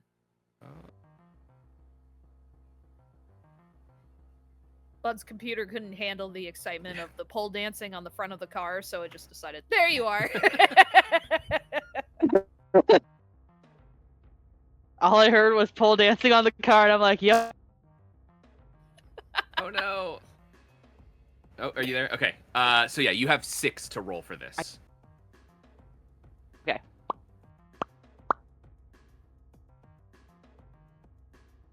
Uh, 5 successes, one of them a crit. Damn. All right. Incredible. So you have 6 points to spend, potentially 1 special there, or 4 in a special, whatever. Fuck, that's awesome. Cool. I did roll 3 Microsoft coming in damage. clutch. Yeah, right. Bing. I did roll 3 damage, so you will have 3 damage to negate in some way, or 1 to not go down, kind of a thing. But So I think I'll use 1 to negate damage, and then 6 blood to negate the murder that is going to be happening to my face. Because that was actually something I was going to ask, is like, because when you mentioned blood, I'm like, can you use blood to sort of negate a damage or use it as a defense? And technically the answer is yes, you use 3 blood, because you just to heal an injury, kind of auto heal. Yeah. So I have 10 blood I have managed to collect. That's why I was like, hey, let me share it with you. And then Flint comes in like, no, blood daddy right here. Fine. All right. So I'm like, okay, I guess I got a bunch. And then so I'm going to be going towards the motorcycle squad. What was the other objective? So your objective is just to get through this motor pool, like to get to the other side, and through towards the Eiffel Tower. You have an 8 on that. The motorcycle crew has a threat of 10. The infantry has a threat of 6, and the secondary objective has been achieved already. So. Okay. So then I could potentially, yeah. So I'm going to use 1. So then I will have 4. So 4 can go towards the objective of the motorcycle squad. And, yes. And you have your special with the motorcycle squad. You gain an extra special that is crash and burn, which is inflict 3 damage to a motorcycle squad. So you could spend your crit to do 1 extra damage there, basically, than you normally would, if you'd like. Or you could use your crit for something else. I will do that. That actually sounds pretty damn awesome. Cool. to So just absolutely go in, guns a-blazing, with I love it. with my So- pole dancing gun. Okay, so 3 damage to the motorcycle crew, and then you have 3 left. You're negating 1 damage, and then you have 3 normals left, I believe. Yeah, that I was just gonna use towards taking down the motorcycle, and then I'm using Okay. 6 blood to negate the 2 damage that's coming my way. You'll just take 1 damage. You reduced it down to 3. If it's you don't take like 1 point. You don't take an injury for every point of damage that you take. You just like 1 and 2 are basically the same thing in this situation. So you'll Okay. just roll a d6. You've just won. But you've reduced the motorcycle crew down by 6 points, which is wild. Cool. All right. Yeah. So go ahead and roll me a d6. I got a 2. So I Okay. think that's either dazed or headshot. Did you? You haven't been hit. You haven't hit a 2 yet. You've just been So you just get hit. You just are dazed at this point. So you just mark dazed on your character sheet there. If you roll another 1 Oh, or 2, okay. then you get that. Oh, that's okay. I thought, yeah, brain was like, okay, 1 is dazed. Okay, so yeah, I'm just dazed. Yeah. Radical. Okay, cool. So yeah, we will then go David. So yeah, as Nicole is just like the motorcycles, you see one of them just explodes in a ball of flame. A couple of the other ones, the cyclists like fall off, getting hit with this machine gun fire, and it speeds into each other. You get like a nice, tons of explosions, all sorts of fun shit. And it is Flint. Yeah, absolutely. So can I just ask to re-clarify, when you're using an item for the last time, you get an additional die, right? Yes. Great. So I think Flint says, I'll be right back. Wings open, like pulls out as Nicole is distracting the motorcyclist with the gunfire.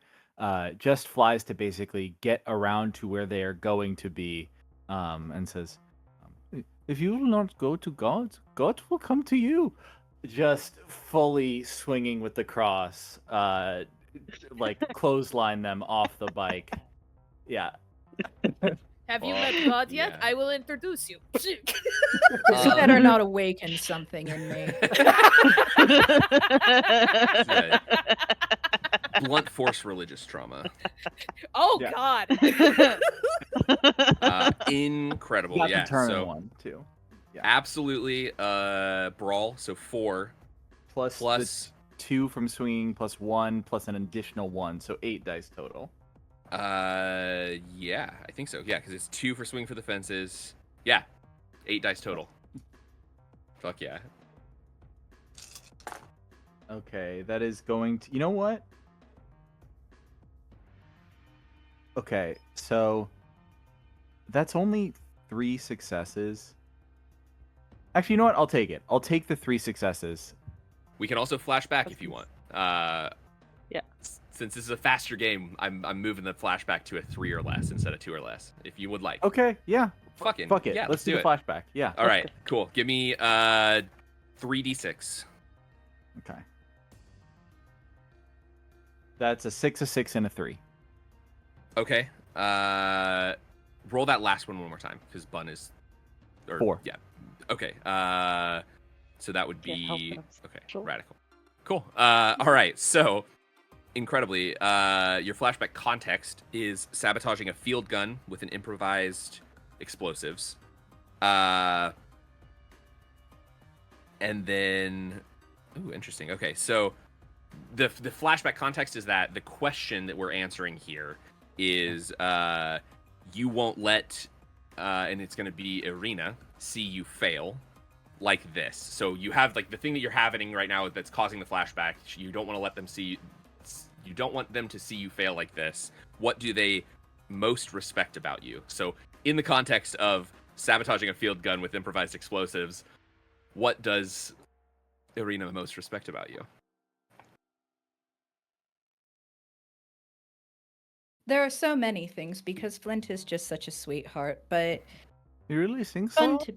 fun to be around, and when the chips are down and everyone's really in danger, you're always there to help. And I just you switch between the two without even hesitating, and really it's that strength of spirit as well as physical form that I just really admire. That's so nice of you to say. Oh my god. Flint earnestly like wipes a tear from an eye, like wet fur on his mitt. Are you a hugger? Do you like the hugs? I would be Yeah. for you. Oh, that's so nice of you to. Yeah. Flint gives you a hug, and there's definitely, I think, a moment in this, if I can sort of run with the fuel you've given us for this flashback. I think in this moment, then Flint's just seen Irina do some cool magic shit, seen Astrid do cool magic shit, and he is a man bat, but is also feeling very like he's only got the tools that he's got. His bat ass body, and he's gonna put it to the best use he possibly can.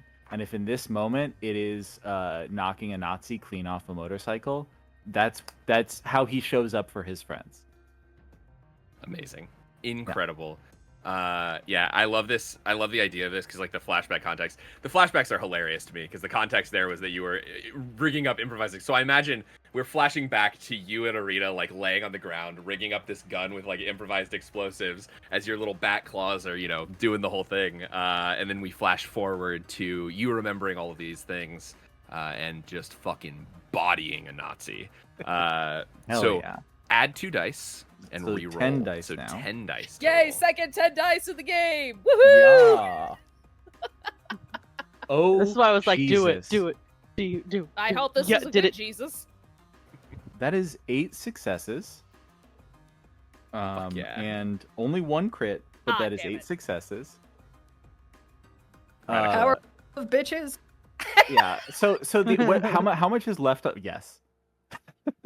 Power of friendship. How much is left on the objective? Still 8. Nothing in- has been done to the actual objective. In theory, and what's the is it the challenge that reduces the number of successes? Yeah, there is no challenge on this one. This one is just straight. There's just a lot of threat in this location. Then with that, I'm fully just going to so like it's this car depot, right? We've gotten our ammo. There's I imagine sort of strips of runway, and just like chain reaction, hit this guy off. That bike swerves, blocks the next bike, which swerves, hits a pile of nitroglycerin, just car explosion. Truly in the most domino tipping Rube Goldberg. Amazing. Michael Bay explosion. Yes. Yeah. I'm just gonna knock that challenge straight off, and with the 1 despair, I'll take a blood. So I will say you do have 3 damage coming in. So if you want to reduce I one of actually those, only have 2 damage coming in because my special ability that I took is bone armor. So as shit. guy shoots or whatever, you see that under where Flint would have a bleeding wound is instead just like chitin. I will then reduce that damage by 1 with that extra 1, but still just clear the objective. Okay, yeah. So you can go ahead and take your. So it doesn't matter if you reduce it. So you've already reduced the attack pool by 1. So now it's at 2, which is the same as a 1, basically. I think that's how we've been rolling this. I don't know if that's actually how the rules work or not. It feels like that's how the rules are supposed to work. So you don't have to do anything. So you still have an extra. So you can't take your extra blood there. Okay, great. Radical. All right. So yeah, you all fucking just rush into this point. All these things: the car, the horse, fucking man bat. Everything together. You've already seen a couple massive explosions from Astrid's shooting this massive machine gun on the cover of the thing, taking down a bunch of the motorcycles. Yeah, fucking Flint, in a moment of just intense bravery, as you remember the words of your comrade, you fly through, like you said, Rube Goldberg, all of this stuff. We get in a very, the only good thing that Joss Whedon has done for the Marvel franchise, Avengers shot of Age of Ultron of all of you, the car leaping off of the other side, the horse like jumping over top of that, and then fucking Flint the man bat, a dude in his arms draining the blood from him. flying through, and we just get a nice slow motion panoramic view of that as we jump into the next location. We are through and on to the Eiffel Tower. And unfortunately, we have 30 minutes left. So unfortunately, fortunately, whatever. We're going to skip the Eiffel Tower a little bit. We're going to kind of roll the next two things together. So as you approach the Eiffel Tower, shockingly, it's empty. It's the Eiffel Tower that we all know and some of us love.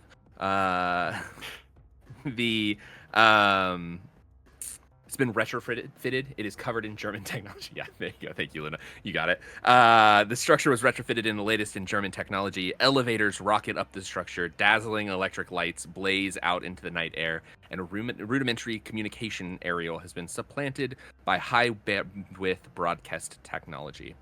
Also, there's a Zeppelin attached to the top of it, containing Adolf Hitler, a cadre of Nazi vampire hunters, and the world's first Nazi vampire. Sorry, werewolf. Nazi werewolf. I was close. So there we go. So we are skipping the enemies here. You still have the challenge, or the objective to ascend the Eiffel Tower. We're just going to kind of roll it into the next, into the Zeppelin. So the Eiffel Tower and the Zeppelin are going to kind of come together at the same time. Your enemies here are the vampire hunters. They have a threat of 8 and an attack of 6. There are basically 5 oath-sworn vampire hunters carrying bullets, holy water, and sharpened stakes and fire bombs. So we'll go ahead and start. Let's say, so you're gonna lose your car moving forward here in some ways, and probably the horse too, just because taking it up the... We can't bring the cars up the Eiffel Tower? yeah, the elevator's not big enough. I'm writing a Yelp review right now. yeah, Can't yeah. bring car up Eiffel Tower. Fuck this place. Guys, I think I need to go. I don't think I can... This is really straining credibility here. I don't know why we wouldn't be able... What do you mean it's not historically accurate? We can't put a fucking car up the Eiffel Tower. God damn it. So you have the vampire hunters. You have the objective of the Eiffel Tower and the Zeppelin itself, which I really love. The Führer's Zeppelin, in a word, sumptuous. In another word, airborne, is the exact description of this thing. We have a challenge of, an objective total of 12 for the two of them together. Okay. And a challenge of 1, so everything will be reduced by 1. You have the Vampire Jäger, which is the vampire hunters, and we are rolling in. I will say you can use the car for like one action down here if you want to like figure out, and you do have the sports car does have the like extra for stunts, so I don't know if you want to fucking like claim somehow that you ramp it onto the first level of the Eiffel Tower or something. There's I'll say there's like platforms, like weapons platforms and shit around the Eiffel Tower that you could definitely like do something cool with the car, but I will say you have one use of that and the horse left. I think you only had one use of the horse anyway. I will say that will count as your bonus, like extra going out in a blaze of glory with this item for both of them. So you will get an extra die for both, whatever you want to do. So does anyone want to go first? Anybody have something big that they want to do?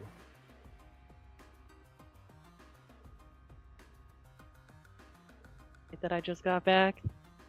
So Say what? we could bring down the... So yeah, if nobody's got anything, I got some dynamite. Oh god.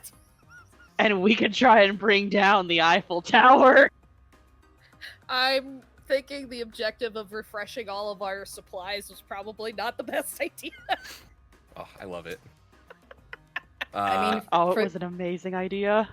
for that matter, I mean, theoretically, that Zeppelin's just full of hydrogen gas, and we all know what happened to the Hindenburg, and you've got flammable objects, and I've got my exploding runes theoretically refreshed, because I assume that those counted as grenades, because they kind of are. So if we could just, like, huck one high enough... Well, so here's a question. On my character sheet, it says my improvised projectile chucks something large and heavy a surprising distance. Is a car something large and heavy, and is a surprising distance up to the Zeppelin? Okay, so if we're going that direction, Wow. Runes on the car, dynamite in the trunk. yep. Like. Okay. Because this is just fucking amazing, and because it's a higher objective tier thing. Yeah. So I will give you have a moment as you are approaching before the vampire hunters see you, before they are ready for you. You have a moment that you can break things up. You each get one action here Okay. that will all sort of be tied into one giant thing. You can add we'll do this just the normal way that like you would normally roll and go through your round, but we'll say that you're all working towards a singular objective of jury rigging this car with explosives so that Flint can hurl it through the air in some way. So we'll start. I'll say that Flint goes last since Flint is flinging the car. We'll start with Astrid, just as like a easy baseline, unless you don't have anything ready. If you want to take that, I would say the contribution just to the explosive part of this, I would probably do a fragmentation grenade to like kind of combine with the explosiveness of the dynamite. So I would probably like just go and then just chuck it in. So I'm gonna do that. So that would be, and since it's in an enclosed space, since it's in probably like the trunk of the car. yeah. Fucking yeah, let's go for it. Okay. This is incredible. If we had more than 20 as minutes to left, how we'd to- do this how a to little make this a differently. stunt But too. Yeah. So that will involve you in behind the driver's seat as well, secondarily. Oh fuck yeah. Okay. So this Okay, is gonna be so if we're gonna do that, then I will say that your usage needs to be of the car. If you are gonna use the Yeah. car as a stunt, so it wouldn't be the frag grenade, it would be the car instead. Okay. I'll do the car then, just so that we can get Okay. that last use. So what are you thinking? I guess. So, yeah. So my thing, you know how people when they're like doing like a a hammer throw when they generate centrifugal force to do the what if one arm on Astrid, one arm on the like other passenger side, Astrid cranking it doing donuts, and Flint just using the momentum of the car to get that like real good huck is gonna pull Astrid right out, but Astrid needs to be gripping that wheel, ripping it to the side to be doing a wheelie in that donut. Okay, fuck yeah, let's do it. All right. So then, since we're doing that, we're gonna jump Astrid for a second. We'll go. I'm assuming Nicole Bunn, you're just rigging explosive shit. Irina, Luna, is that you doing the same thing? Explosive runes? Yeah, I'm slapping explosive runes Okay. on that bitch. All right. So then, Bun, is that yeah. you rigging it up with Yeah, explosives? gonna be setting up like the diet. It's gonna just, in terms of like flavor, it's just Nicole is just grabbing like all of her stuff, and like surprisingly, when she takes off like all of her like guns and weapon and ammo and stuff, she just has like a little strap that covers like her nipples, and that's it. And the rest of it that's just all been her armor has just been her weaponry. Just weapons. So you see how like, so you see how like naked she actually is without all of her guns. She's like, this is gonna be It's just the little fucking bullet-shaped pasties on. Ah, memories, just like when we first met. Okay. So we'll call this. Let's see. It's a ranged attack. Fuck it. We're already doing something insane here. Go for it. So we'll call it a shoot. You got 4 plus. You're using. Are you using your dynamite? All right.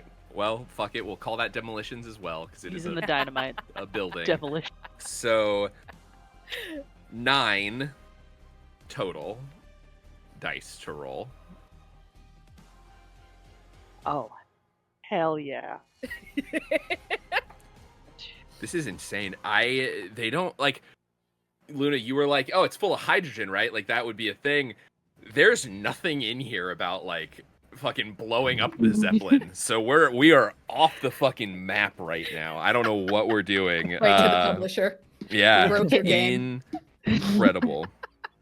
We should just send them this stream and just be like, the game was really fun. Also, can I use my my moment, like my flashback? I only got like 2 successes. Oh yeah, fucking yeah, let's do it. Nice. Hell yeah. So yeah, 9 dice, then you'll be at 11 after the flashback. Give me 3d6.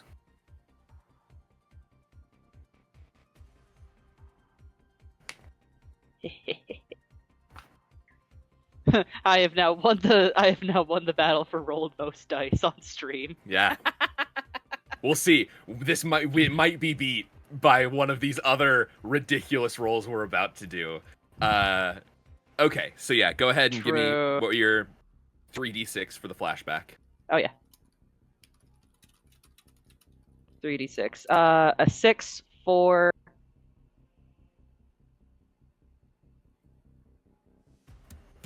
Bun's cutting out. I don't know. Uh-oh. You're lagging a little bit. I couldn't hear you. 6. A 6, 4, And then 4. and then a 6. 6. Okay. Roll that first 6 one more time, because we already had a 6 on the context. We'll just do this.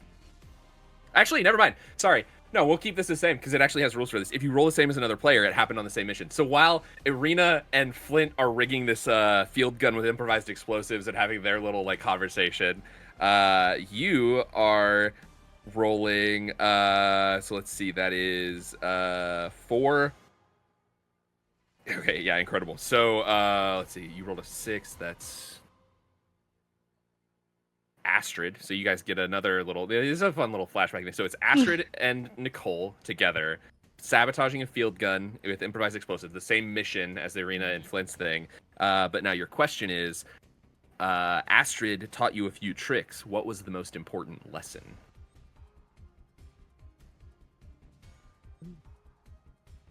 what is the most? You know, I've been like starting to just work on stuff. I've been trying to think ever since I joined. I've been thinking, you've taught me a lot, and I'm trying to think, what is the most important thing that you've taught me? Astrid, tell me, what do you think is the most important thing? I'm just curious on your thoughts. I would say flexibility, definitely. Oh, you don't mean that one. Okay. I was gonna say, I know you're gonna say something on the naughty side, but You just hear in the background, it feels so nice to cry.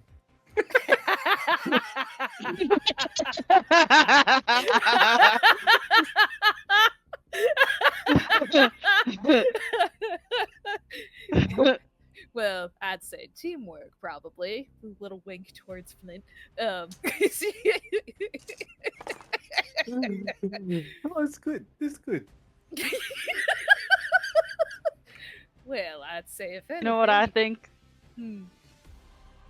I was gonna keep going. I wasn't sure if you were done. No, I'd say if anything, it's just to be prepared for the unexpected. I don't always have something dirty to say. I'm so proud of you. You know, I was gonna say, I think my favorite thing that you have taught me that I've stuck to is sticking with what you know and know what you do best at. Click. Nicole, Oh, this mine baby's doesn't gonna seem to blow want to blow up. I'll be there in a sec, sugar cube. I thought his little hands would be able to do it. I really did, but I Well, should have been remember, more clear Saz- on the instruction. Size doesn't matter, sugar. As long as it gets the job done. All right. Thank you. You pull out of the flashback, remembering to stick with what you're good at, as Nicole is wiring up this car with explosives. Go ahead and give me 11 dice. Oh my god. 1, 2, 3, 4, 5.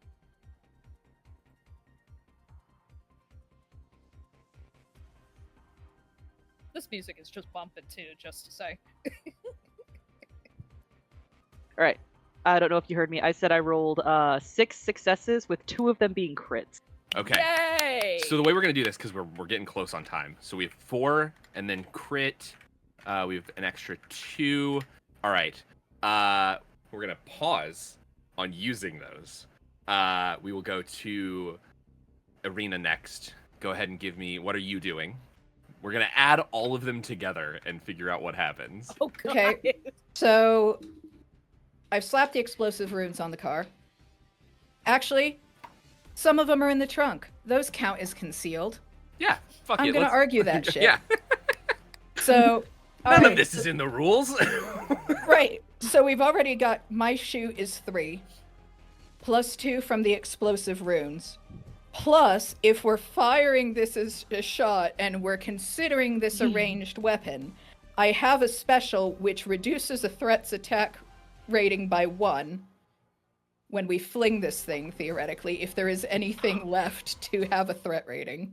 Incredible. Okay.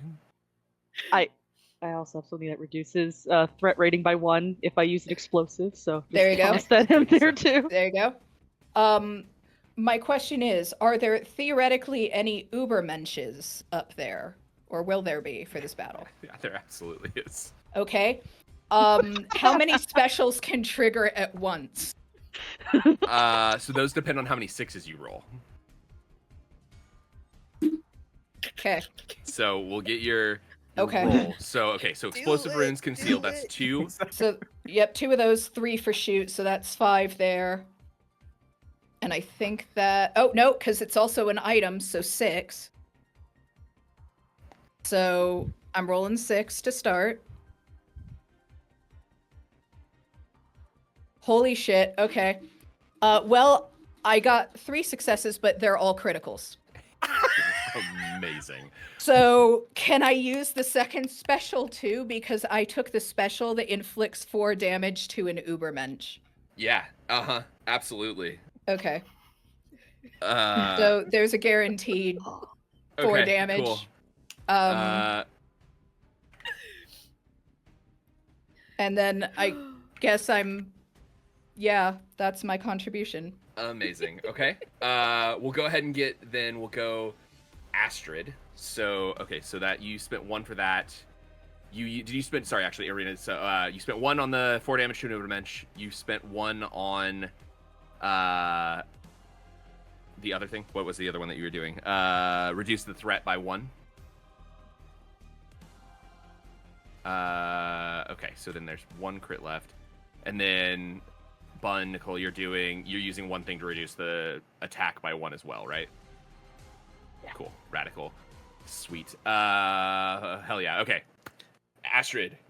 So I have a question for technicality. Yes. If the square that says 0 has the point in it, is it still a point? Is it still a blood you could use? No. Yeah, no, I don't think so. I don't know. That's weird. Yeah. Yeah, because the only reason why I'm asking it is it like a knot of 1 where you just like have nothing to begin with and then you fill it up? Fuck it. Yeah, you have a blood you can use. I don't give a shit. Because I could, to add to the debauchery of this, could I technically spirit storm the car to aid Flint with throwing this thing like a fucking rocket? Yeah. Absolutely. Because radical. I'm picturing it's either, I don't know if I should do brawl, because since I'm holding the car, I'm not necessarily shooting it. I'm like brawling to hold onto it so that it doesn't like. Sure. Okay, so you got a I love 3. this game so much. Well, you fucking Very good. it's heavy. It could be sharp. There's sharp parts to a car. So you've got a 3 plus 2 plus you're using the car, and it's the last use of the car. So that's 6 die. No, 3, 2 plus then 3. 7. Right? Yeah. Sorry. Yeah. So Okay. 7 total. A 7 total. Well, also or 8 stunt, total. though, Yeah. because So it's a 7. stunt too. Yeah. So yeah, 8 total. 8. Oh god. Yeah. Okay. This is Oh my god. bonkers. All right, here we go. Okay. So out of that 8, 4 successes, 3 of them are crits. Amazing. We're critting have- out. We're critting out. Do you have anything special you want to spend your crit on, or do you just want them to be damage crits? I think the only thing really would either be a reduce the attack dice or to reduce the threat. I don't know if either one is really useful at this I'll tell you point. right now, just don't worry about it. No, it's just gonna go in a big hurrah. We're just gonna put Yeah. all of it towards the Cool. explosive finale for this. Yep. All right. And last, I but think again, we might be the biggest threat right now. This is incredible. Okay, yeah. Give me Flint. Yeah, so it's 4 for brawl for the improvised weapon. Then we're gonna add the 1. The question is, so only one person can use the item. So we've already added those bonuses to the brawl to hold the wheel. Yeah. But I do, and I'll let you rule on this. My thought was, given it is, where is it? This is technically aerial combat. No, that we are. Sure. Yeah, Great. Absolutely. Then I'll do a 6. Great, fantastic. That is 3 successes. One of those is a crit. Okay. Amazing. All right. So, total, you have rolled, reducing the crits for the things that you use the specials for, things like that. You have 8 normal successes amongst yourselves, and 6 crits. You've done 4 damage to the werewolf Ubermensch, Nazi werewolf that is at the top of this thing. And because we have 5 minutes left, here is what happens. As you rig the car to blow, you spin it out, you get the nice centrifugal hammer throw force going. Flint perfectly releases it. I think we could do the Olympics, you guys. I think I'll do so well. Sails perfectly to the top of the Eiffel Tower. Astrid clears it, no problem. Flint catches her, lands back on the ground. Just a beautiful display of teamwork and camaraderie. And the... sorry, I got distracted by chat there. The vampire hunters who were supposed to be here managed to get off 1 shot at you. I don't care who takes that damage. Someone takes 1 damage. I rolled 11 dice for attack. I want you to know, I rolled 11 attack dice between the werewolf and the vampire hunters. I rolled 2 hits. 2 of them rolled higher than a 3. So, one of you gets hit. Another one of you gets hit. We'll say the fucking werewolf, I don't know, as it's falling through the air, manages to get a scratch off on Flint or something. I don't care. Car beautifully sails through the air. Hits the Zeppelin. As the Zeppelin explodes into a ball of hydrogen, you took a little bit of time. So we will cut quickly to top of the Eiffel Tower, where now a fully defenseless and unable to do anything as his Nazi werewolf. So in the lore of this game, the idea is that Hitler is in a broadcast suite. He's going to try to broadcast his Nazi werewolf decimating the vampires that have come to fight him, right? And so what happens here is that you get to the end of the game, you're supposed to like fight your way up the Eiffel Tower and into the Zeppelin and all of that good shit. And you then end up being broadcast just absolutely slaughtering Hitler at this point, right? So we're gonna keep some of that. The broadcast area is now like sort of attached as he's sort of hanging on for dear life. You all coolly, calmly, quickly make your way up the Eiffel Tower. All threats reduced. The werewolf, a burning hunk of meat and viscera on the ground as it fell from this flaming Zeppelin. The Zeppelin pieces falling around you. The fucking vampire hunters are just gone. You don't even know what happened. They just evaporated. So as you make your way up, and we find you standing in front of a terrified and weeping Hitler as he is just reduced to the man babiest of man babies that you have ever seen. And as I said at the beginning, no words. Hitler doesn't get to say anything. He's the fucking worst. You each, in turn, take a long, deep sip of Hitler's blood as his shriveled carcass falls to the ground on full display for all of his shithead Nazi and to the full world from his broadcast suite. You have won the war. You've done it. You've killed Hitler. You have tasted his blood, which I will say the note says, what does Hitler's blood taste like? Hilariously, amphetamines. So yeah, we've rolled back to a joke that was made earlier wildly. But yeah, congratulations, you've done it. What an incredible, wild way for that to end. I'm so glad that all worked out that way. Thank you all for playing. We have just a minute here. So again, thank you all for the donations. We've raised a quarter of our goal almost, which is super cool. And we still have 2 games to go. Still 8 hours left to play here. So keep donating. We're donating to the Trevor Project. We're raising money for them. Really great. Thank you all for playing. Does anybody have... we can go around real quick. Plugs, just quick introduction. Again, just kind of like who you are, what you're plugging, and then socials, whatever thing you want to do. But thank you all for playing. This was so much fun. Thank you, Conlin, for doing it for us. And we'll go Thank you. video order on the stream. So Luna, whatever you want to say. If you want to say hi, plug anything. You Yeah, just for those who were not here at the beginning, my name is Luna. My pronouns are they, she. I work on the GM campaign management tool LoreLink, which is really great. Check us out. I am Luna Lapine pretty much everywhere. So look me up and I'll be at Gen Con. Hell yeah. Radical. Alrighty. David. Yep. I'm David Jones Kraus. You can find me on TikTok at David Jones Kraus, on Twitter at djoneskraus. I have been the Vampire Manba Twink, Flint. I am raising money right now for a family that is trying to escape Gaza. You can find their link in my link tree that is available on my TikTok and my Twitter. That's my stuff. Amazing. Thank you. Mel.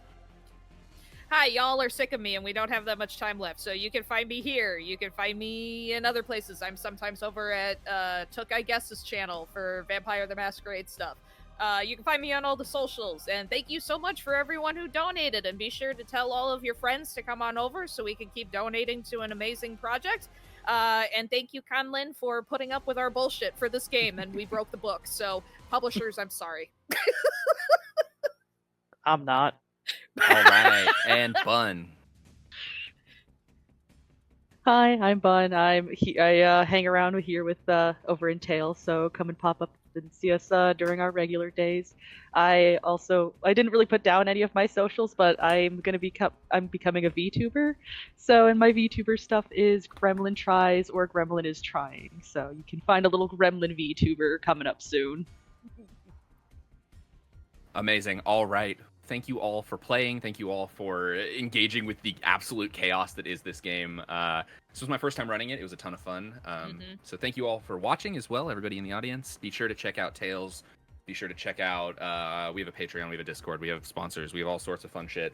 Come hang out with us. Stick around. We have 8 more hours of this going on. We are still raising money. We have 2 more games. Another vampire one, I think, and then a Thirsty Swords lesbian game, which is super fun. Yeah, Oops All Draculas is next. Oops All Draculas. There we go. That's what's coming up next. Yeah, so I don't know how we all managed to go. Like, last year's Tales Pride Initiative was very gay and very, like, over the top. This year we were just all, like, vampires. That's what's going to happen. Incredible. Gay vampires. I was just gay gonna vampires, say, it's gay already, right? Yeah, it is, for sure. But yeah. By default. Amazing. Thank you all. I think we are stopping the stream for a moment, and then it'll be back when the... Oh, no, never mind. Stay live. So we are not stopping the stream. We will continue. We will still be here. Hang out. Say hi. And as always, are you ready for more tales? Always! Woohoo! Go get your bathroom snacks, but don't go away. Bye-bye! Four. Bye-bye.